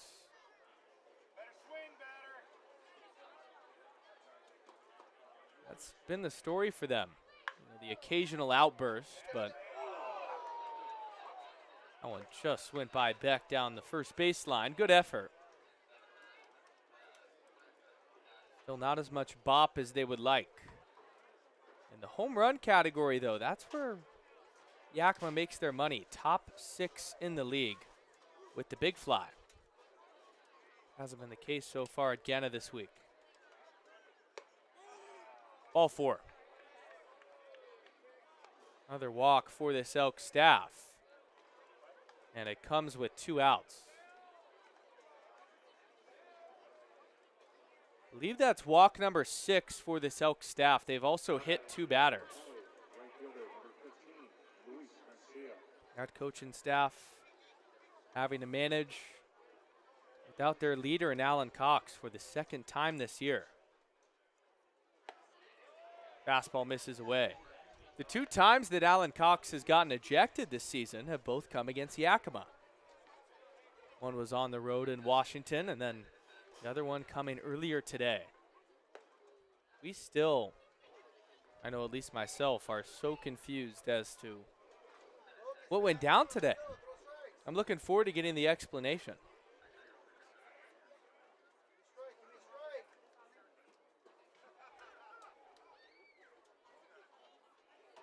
Garcia past Sanders into center for a base hit. He continues his great night. 3 hits. That one just capped off the end of the bat, but still does the job. Keeps the line moving for Levi Sotomayor.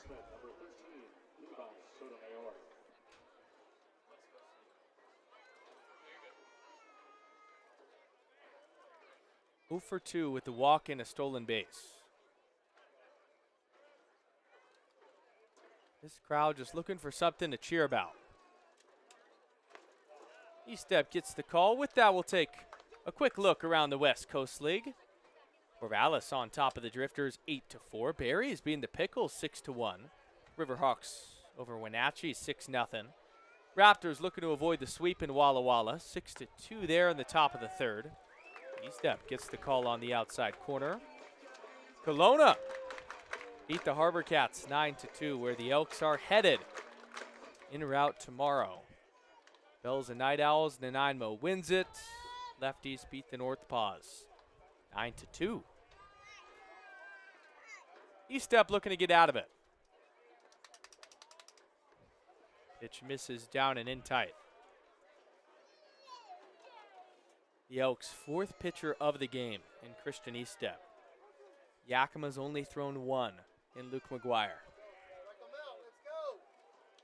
Another half inning where he's sitting for quite some time. Grounded softly to Pettit at third. Has to evade the base runner while he fields it. And throws on to first to end the inning. See this look, Jay O'Neill, full speed ahead, watch out. Pettit kept his focus. Stretch time at Genna, Elks trail 5-0.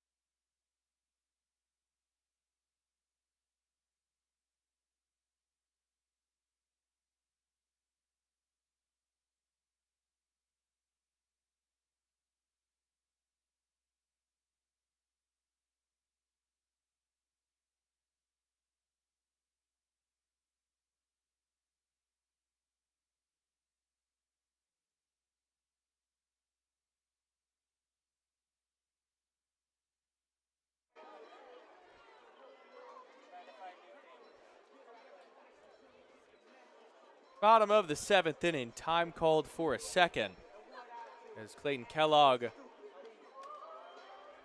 signaled for an elbow guard, it looked like, that was on the field that needed to be moved back into the dugout.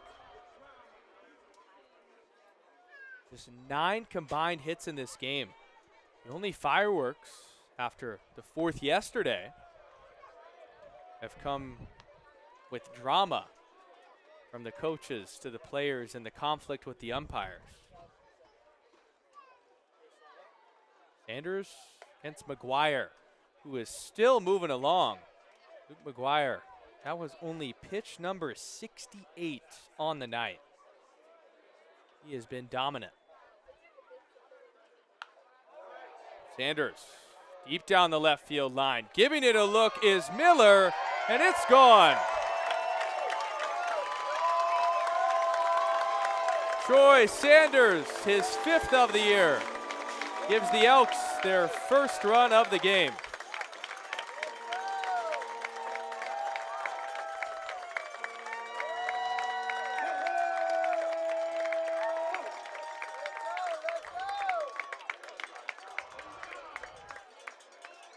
He has been a machine with the long ball. And a great swing there. It just kept hooking. You had to see, is it going to stay fair? And it did. And he knew it.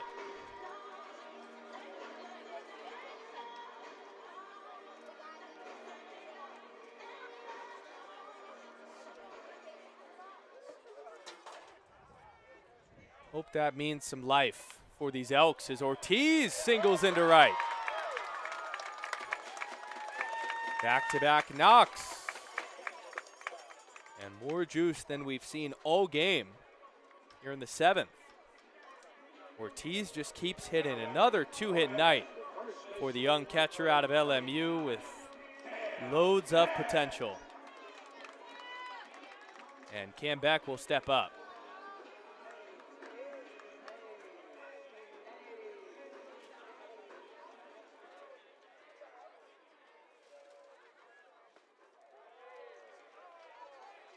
Beck takes a strike at the base of the zone.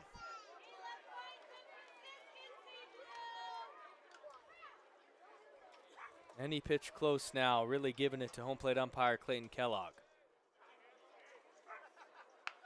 Beck grounds it softly. This could be 2. Almeida to second for 1, throw to first. A twin killing. And right when the Elks looked like they were maybe getting something going, that ends on the deuce.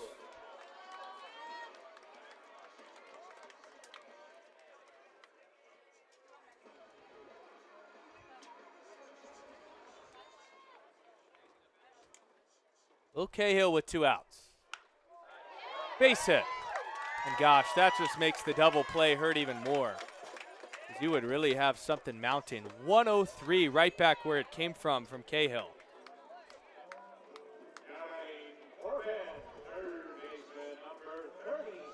One of the most balanced swings he's had of his season. Just a cool barrel. Right back where it came from, bringing up Brady Pettit. Toss over. Back standing is Cahill. A lot of speed from the young outfielder. Pettit is 1 for 2. Newly committed to San Diego State after a year with the St. Mary's Gales. Take high on the breaking ball. This has been valiant for Luke McGuire. Make that back-to-back outings now for the Southpaw, where he's been great. The last coming against Kelowna. Pettit, base hit. He's got a 2-hit night. And the line keeps moving with 2 outs.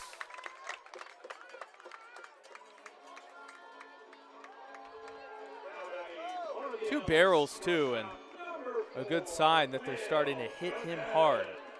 Ethan Salscheider, the pitching coach, will walk on out and now chat with McGuire, noticing the same thing, that the Elks are starting to see him better.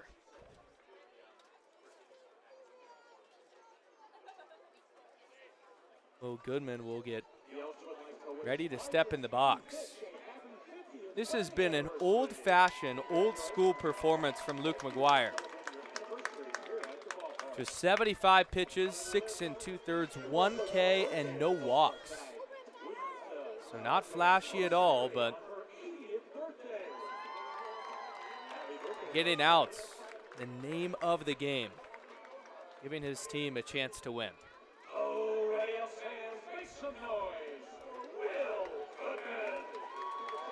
Goodman the batter.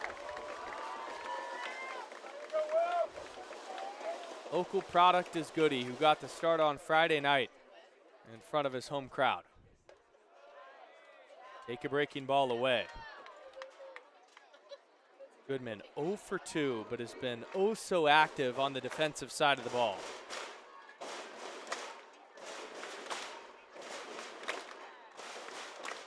Goodman, base hit into left. Here comes Cahill, he will score. Stopping at second is Pettit, but it's 5-2. And a great at-bat from Goody.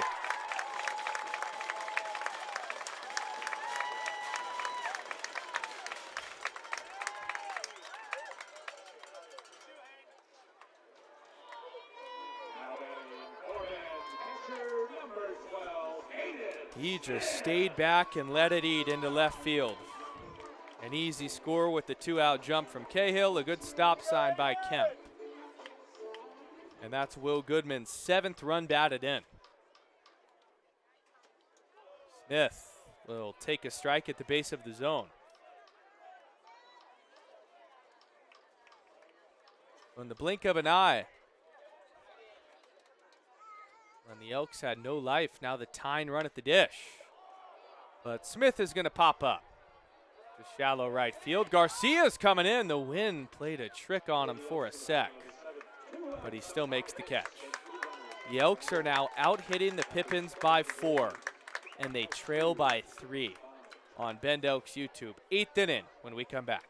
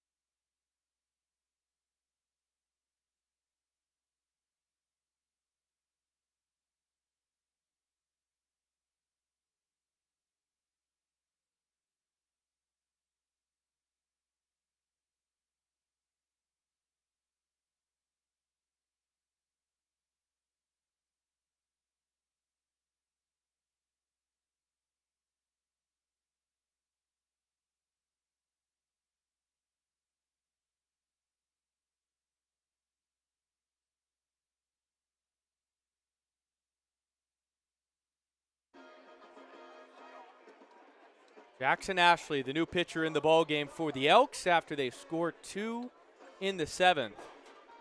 And the incoming freshman at Gonzaga has been one of the more reliable relievers for these Elks. 6 innings, no runs, 5 Ks, and just 1 walk. .67 whip.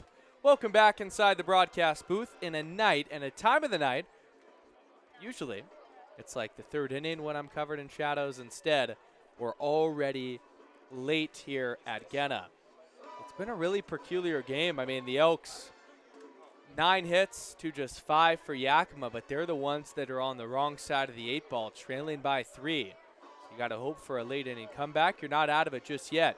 And getting 2 back in the 7th did a lot more good than it shows up just in the box score. The Elks knocking on the door, and now you need a 0 out of your trusty reliever in Ashley, the lefty. They'll face Upton, Almeida, and then the top of the order. Still a game that just feels weird because of all the ejections that have happened. We don't know who all was thrown out of this game, but it's been a fun night if you like that, I guess. Upton 1 for 3 with an RBI single. He'll take a strike. Ashley from Oregon City, Oregon. Just a funky, funky lefty. 0-2.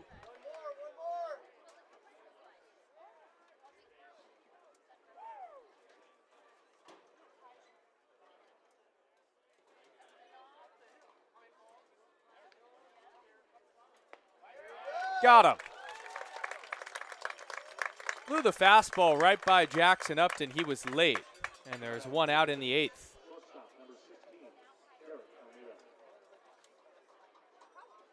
High leg kick comes home and a good pitch. You see this release. I mean, imagine how difficult that would be to pick up in the box. Hides the ball for so long and then whips at the end. Almeida takes a strike. 1 for 3 is Derek Almeida. Ashley now in a rhythm. And with that arm slot, that fastball is so tough to hit, even if it catches a lot of the strike zone.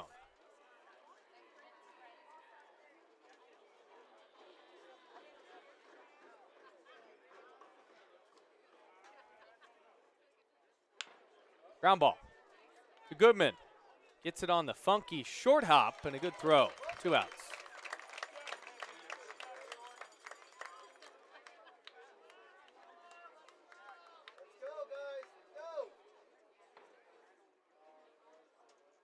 Good job staying composed, trusting that arm, and making a good throw.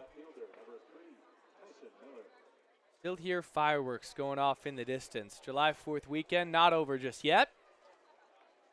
Enjoy the final moments on this Sunday evening.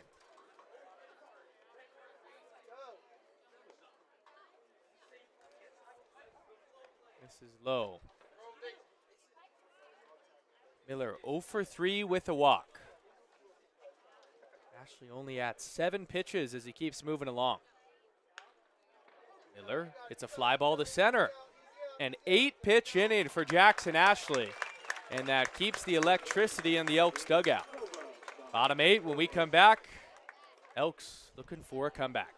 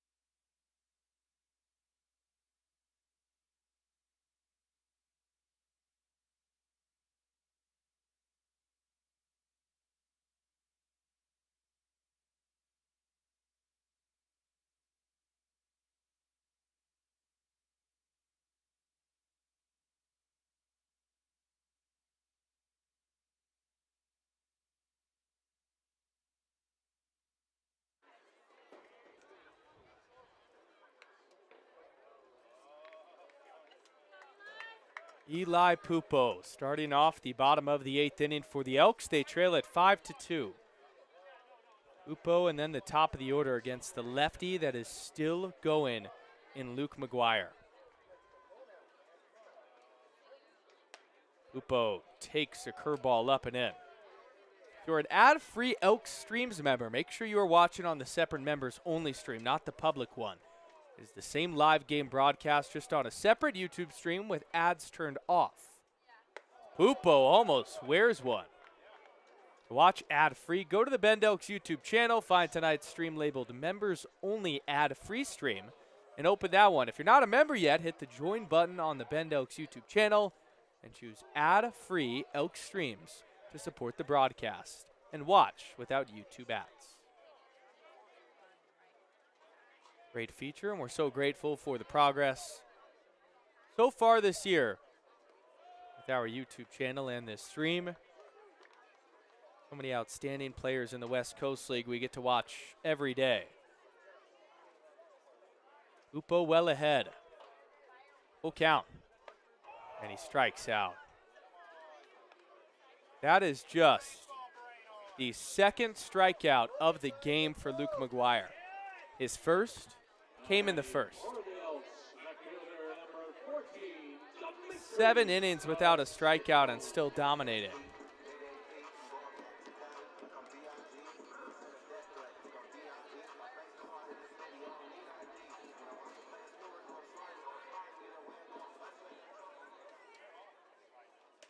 Zitko takes low. This is going to be the Elks' best chance tonight to mount this 3-run comeback with the top of the order up and their big hitters. Zitko bunts it foul.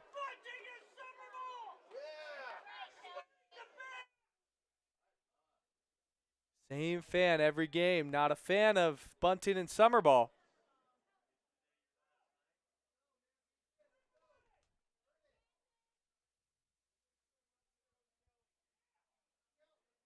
One. Yanks it foul. I mean, my counter argument would be there's bunting at every level of baseball at any moment because at times it's effective. And if Sisitko thinks he can sneak attack the third baseman and Daichi Furuhata, then attempting a bunt is a good idea.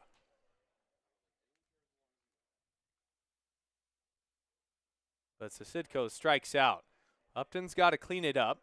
His throw to first is caught by Sotomayor. And while Luke McGuire hasn't struck out anybody,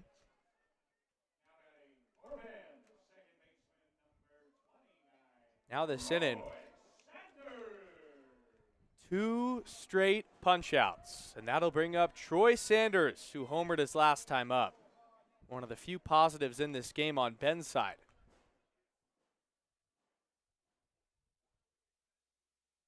Now has 5 on the season. And that's creeping up into the top of the West Coast League category.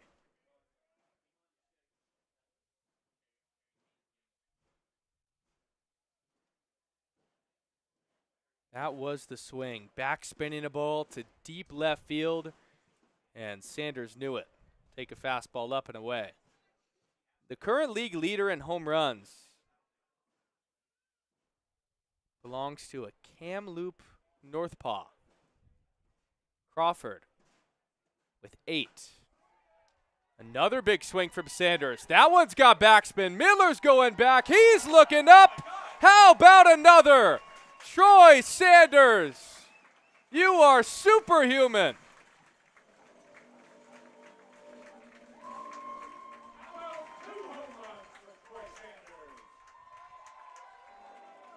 Jaw-dropping.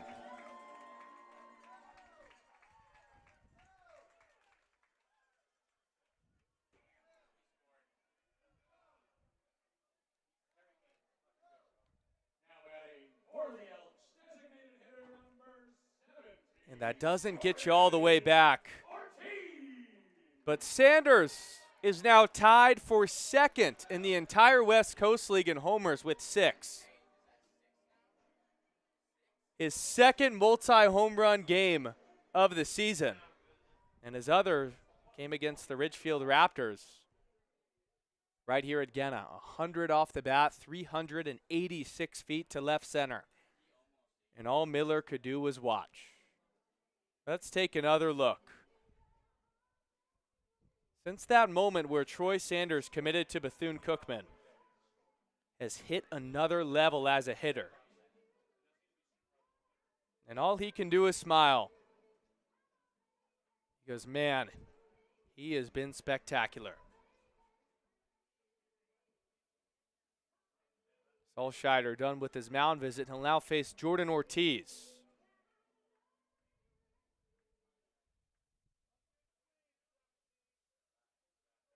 As soon as he got past first,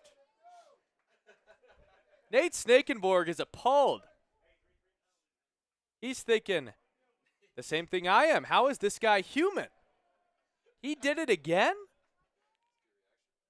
Really good.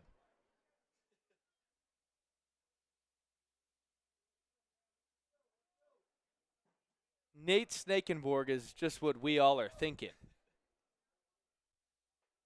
Ortiz takes high. Let's watch that again. Snake top step. And as soon as he sees it fly out, what? Again?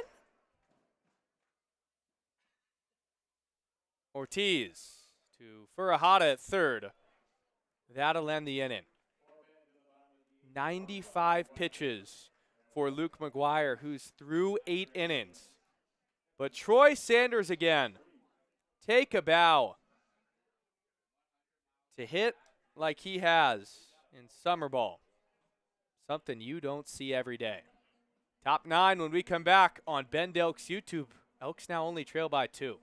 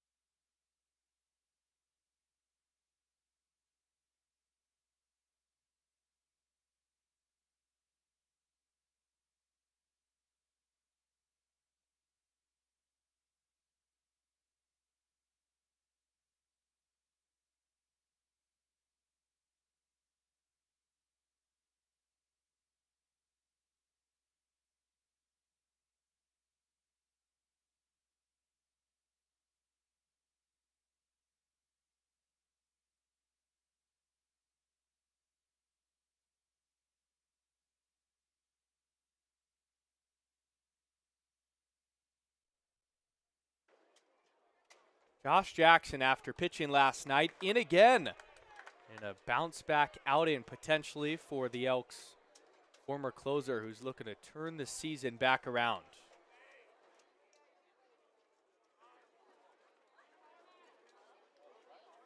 Pitch last night.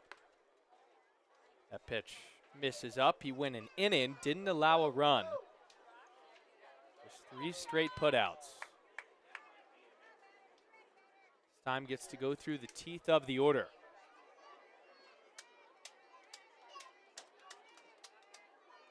Baseball happens in so many different ways, and for the Elks tonight, they are out-hitting the Yakima Valley Pippins by double, 10 hits to 5, but they're the ones that trail by 2.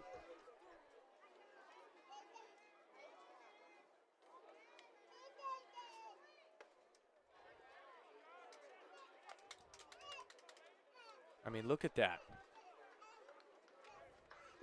Unconventional game, and it comes back to the Elks and their free passes to start this game.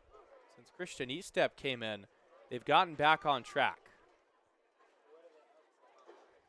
Jackson comes set. 3-1 to Furahada. Swing and miss.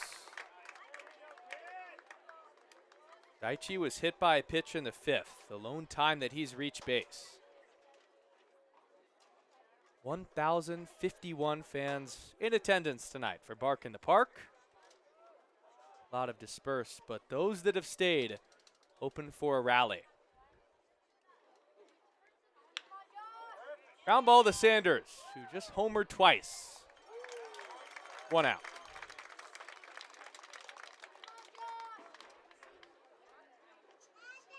Yakima will look to make a comeback offensively and get things back on track. What do you think Snake just said to Ashley? Like, that's what he does, man.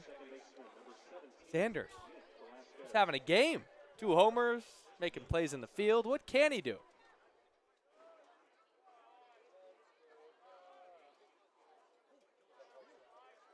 One out for Nick Velasquez. Jackson gets the call on the outside corner.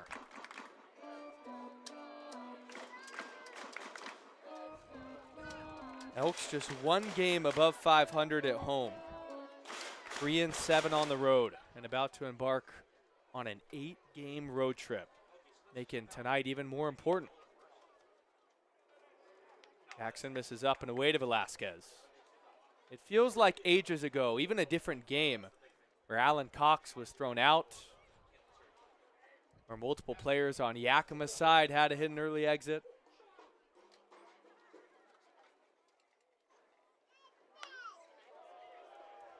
Velasquez fouls it away. But for Yakima, point being, you're looking to add on here. An insurance run would do a whole lot. The Elks feel like they're in firm striking distance, only down 2.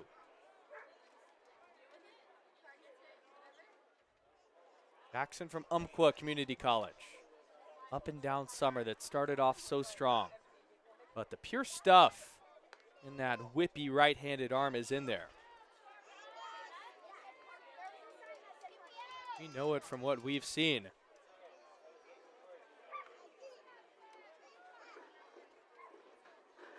All the makings of a guy that could be at the Power 4 level. 2-2 to Velasquez. This is down and away. They've held Velasquez down a bit. Just a walk tonight, 0 for 3. Hasn't been the middle of the order that has done damage.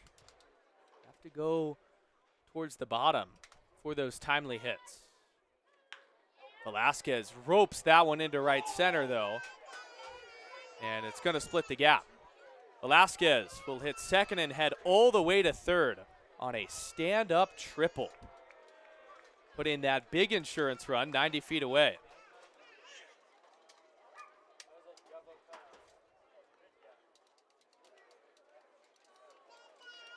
Nick Velasquez roped that ball. That is his second triple of the summer.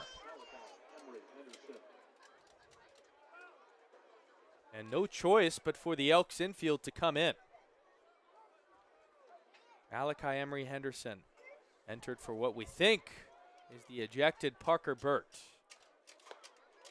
0-1 was late. A strikeout or a sharp ground ball at an infielder, a shallow pop out, any way to keep that run from scoring is critical. Jackson looks in.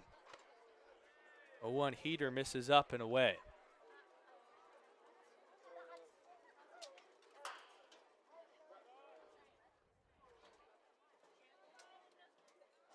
Blown out and grounded out.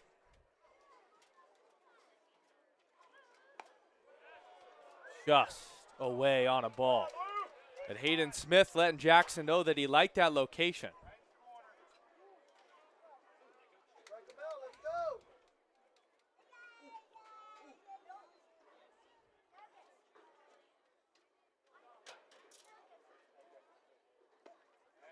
Three and one.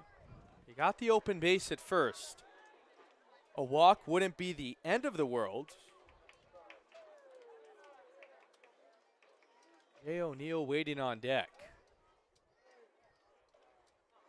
See what the pitch selection ultimately is for Jackson.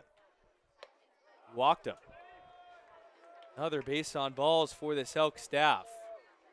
Ticking up that whip. And instead it's going to be O'Neill in a big spot. Now batting for the Pippins, center fielder, number 7, O'Neill.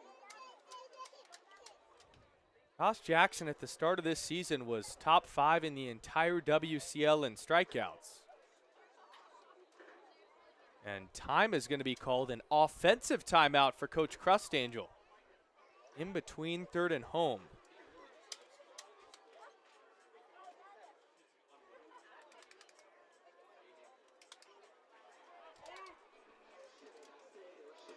Brings everybody up. This could just be to talk strategy. Something that's in play here with 2 outs, runners on first and third, is Malachi Emery Henderson intentionally getting in a rundown. Oh, there is only 1 out. Apologies. But still, with 1 out, possibility that Emery Henderson gets into a rundown in between first and second to make it easier for him to score. Maybe O'Neill thinks about bunting. He does. He gets it down. This is going to bring in a run. Jackson has no play and everybody's safe. It's 6-3 Pippins.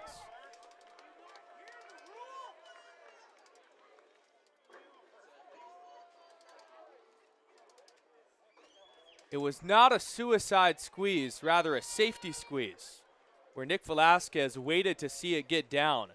And once it did, took off. Jay O'Neill on the first pitch does his thing. And a massive 3 is the score.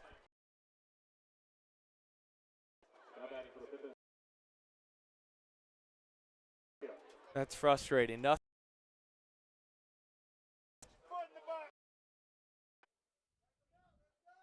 Luis Garcia, who's had one of his best games of the season, steps up from the right side. Take a strike on the outer third. He has reached in all 4 plate appearances, a single, a walk, a 2 RBI single in the 5th, and then another knock in the 7th. 0-2. Garcia just a half-hearted check swing.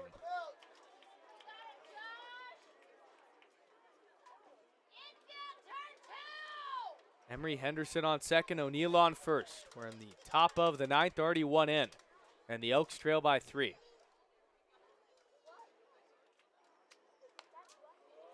Popped foul and out of play. Garcia will stay alive.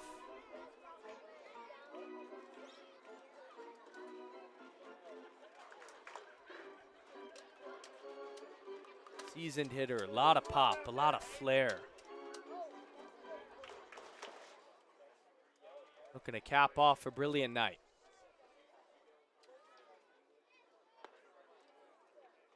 Jackson misses on the fastball, down and away. 1-2.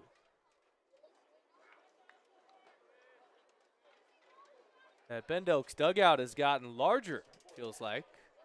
A lot of the bullpen making their way down to the first base side. He got him. First time that Luis Garcia tonight has been retired. And it's on Jackson's first K. Now batting for the Pippins, first baseman, number 13,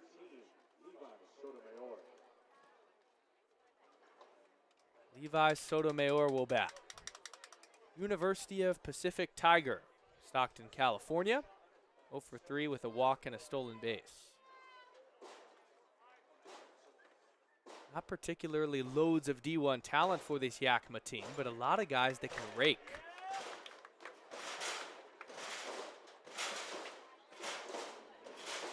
And they've got the thunder in the bat, but what makes it more frustrating for the Elks is they haven't been beat by said thunder tonight. It's been a single here, a single there, and a lot of walks on the Elks side. Sotomayor's going to pop it up. Left side of the infield, Pettit or Goodman. It's Pettit making the catch to end the frame.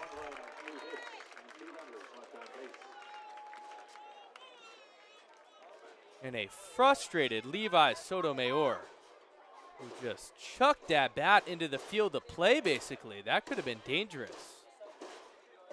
Luckily, it didn't hit anybody. Bottom of the ninth. When we come back, the final game of the homestand. Elks need it on Bend Elks YouTube.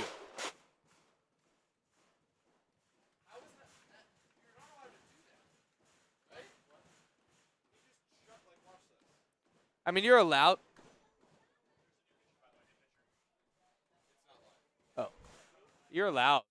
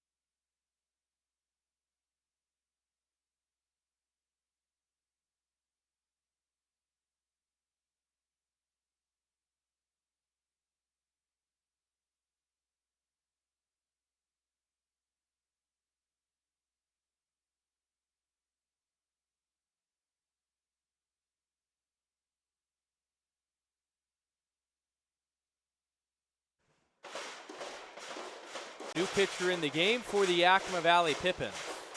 Their closer in a save spot. Facing Cambeck. Firing a strike. Get things going. Witt currently the league leader in saves with 6. And another opportunity here to add on to that total. It's a 5.4 ERA and 13 1/3, but a guy Crustangel has leaned on. Beck, Cahill, and Pettit this inning.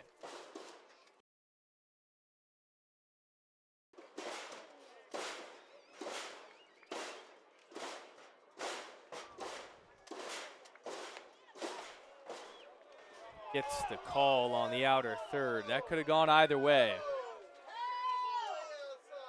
Witt worked on Friday night and did pick up that 6th save of the year.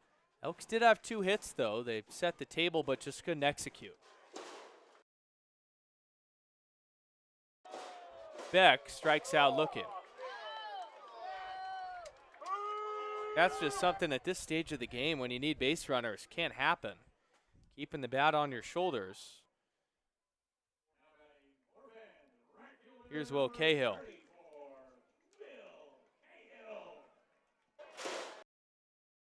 Crowd of getting into it.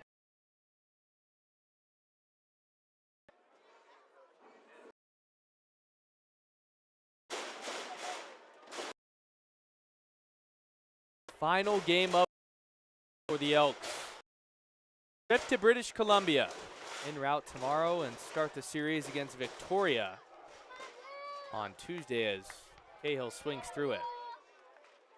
Tuesday, Wednesday, and Thursday in Victoria, then Friday, Saturday, and Sunday at Nanaimo. And on Monday night, a doubleheader makeup of the 2 games postponed in Portland. Cahill strikes out on 3 pitches, and the Elks are down to their final out. Now batting for the Elks, third baseman, number 6, Brady Pettit. Luke McGuire went 8 innings of 3-run baseball, and they turn it over to John Witt, who's 1 out away from getting out of it. A dream scenario for Coach Crustangel, limiting the bullpen, and they're knocking on the door. Pettit takes down and away. A big game that would even the season series 3-3. Elks took 2 of 3 in Yakima. If Yakima would win this, 2 of 3 in Bend. And you see that goose egg in the walk column, a main reason for what's going on.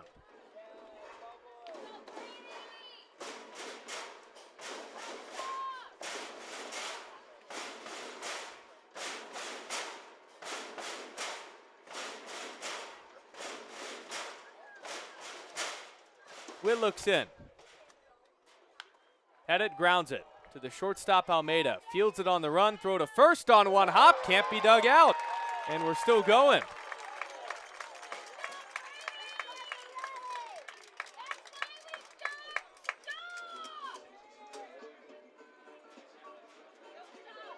That's going to be an error on Almeida. And Isaiah Fudge will pinch hit for Will Goodman. So they go to a lefty off the bench. Fudge obviously not starting with the lefty on the mound to begin with in McGuire.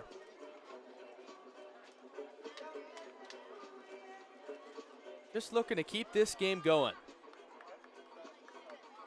Isaiah Fudge committed to Tampa for next season from Quincy.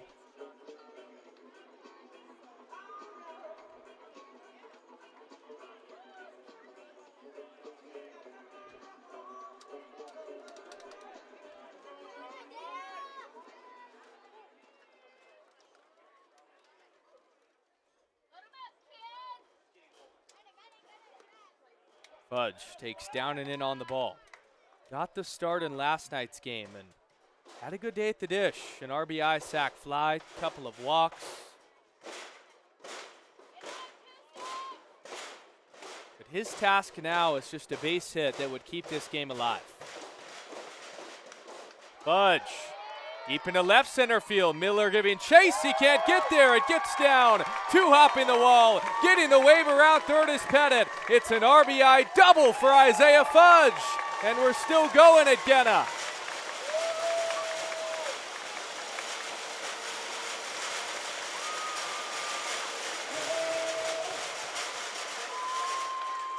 That's the type of swing from Isaiah Fudge.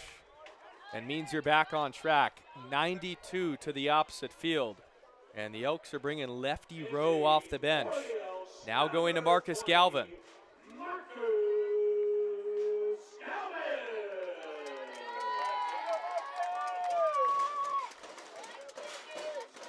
Galvin, another successful lefty for these Elks. 7 runs batted in on the year. Currently in the portal, last year at GCU. And they're shifting him over with Velasquez in shallow right field. Grounds it right to Velasquez. Throw to first. That'll end the ball game. And the Yakima Valley Pippins take the series.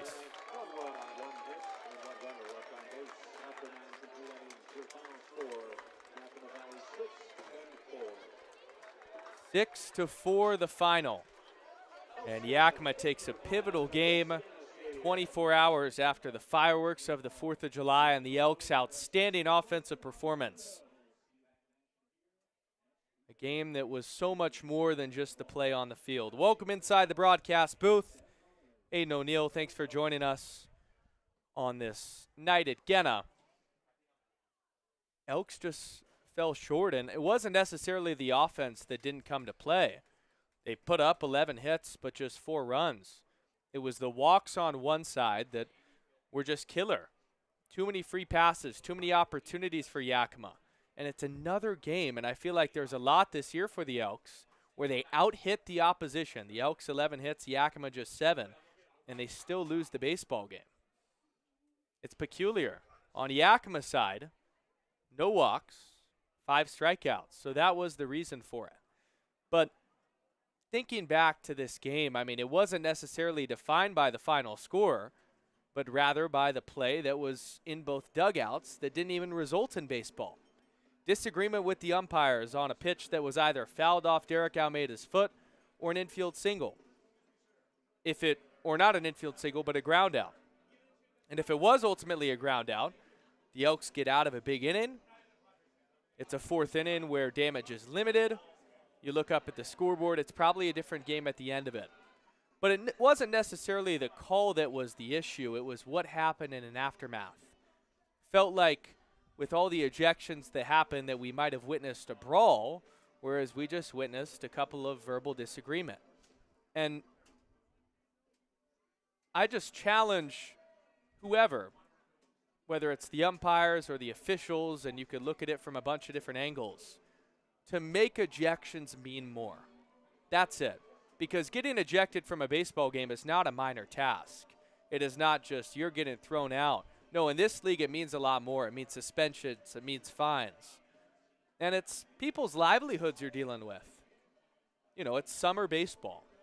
There's going to be emotions from time to time, but I just ask that there's more consideration for what it means to get ejected into a game. Because in a great game like this that was 6-4, you don't want it to take away from the play on the field. And it did so tonight. The Elks, though, ultimately they fell flat. And it was the walks that cost them. Yakima took advantage. And props to Luke McGuire, the lefty, because he deserves all the flowers in the world. 8 innings pitched, 3 runs, was dominant. And then John Witt picks up his 7th save of the year, which leads the entire West Coast League. Troy Sanders hit 2 home runs if you're looking for positives. He now has 6 on the year. He's tied for 2nd in the entire West Coast League, but the Elks fall short. They fall to 12-16 on the season. In the second half where it's go mode, you can't afford that.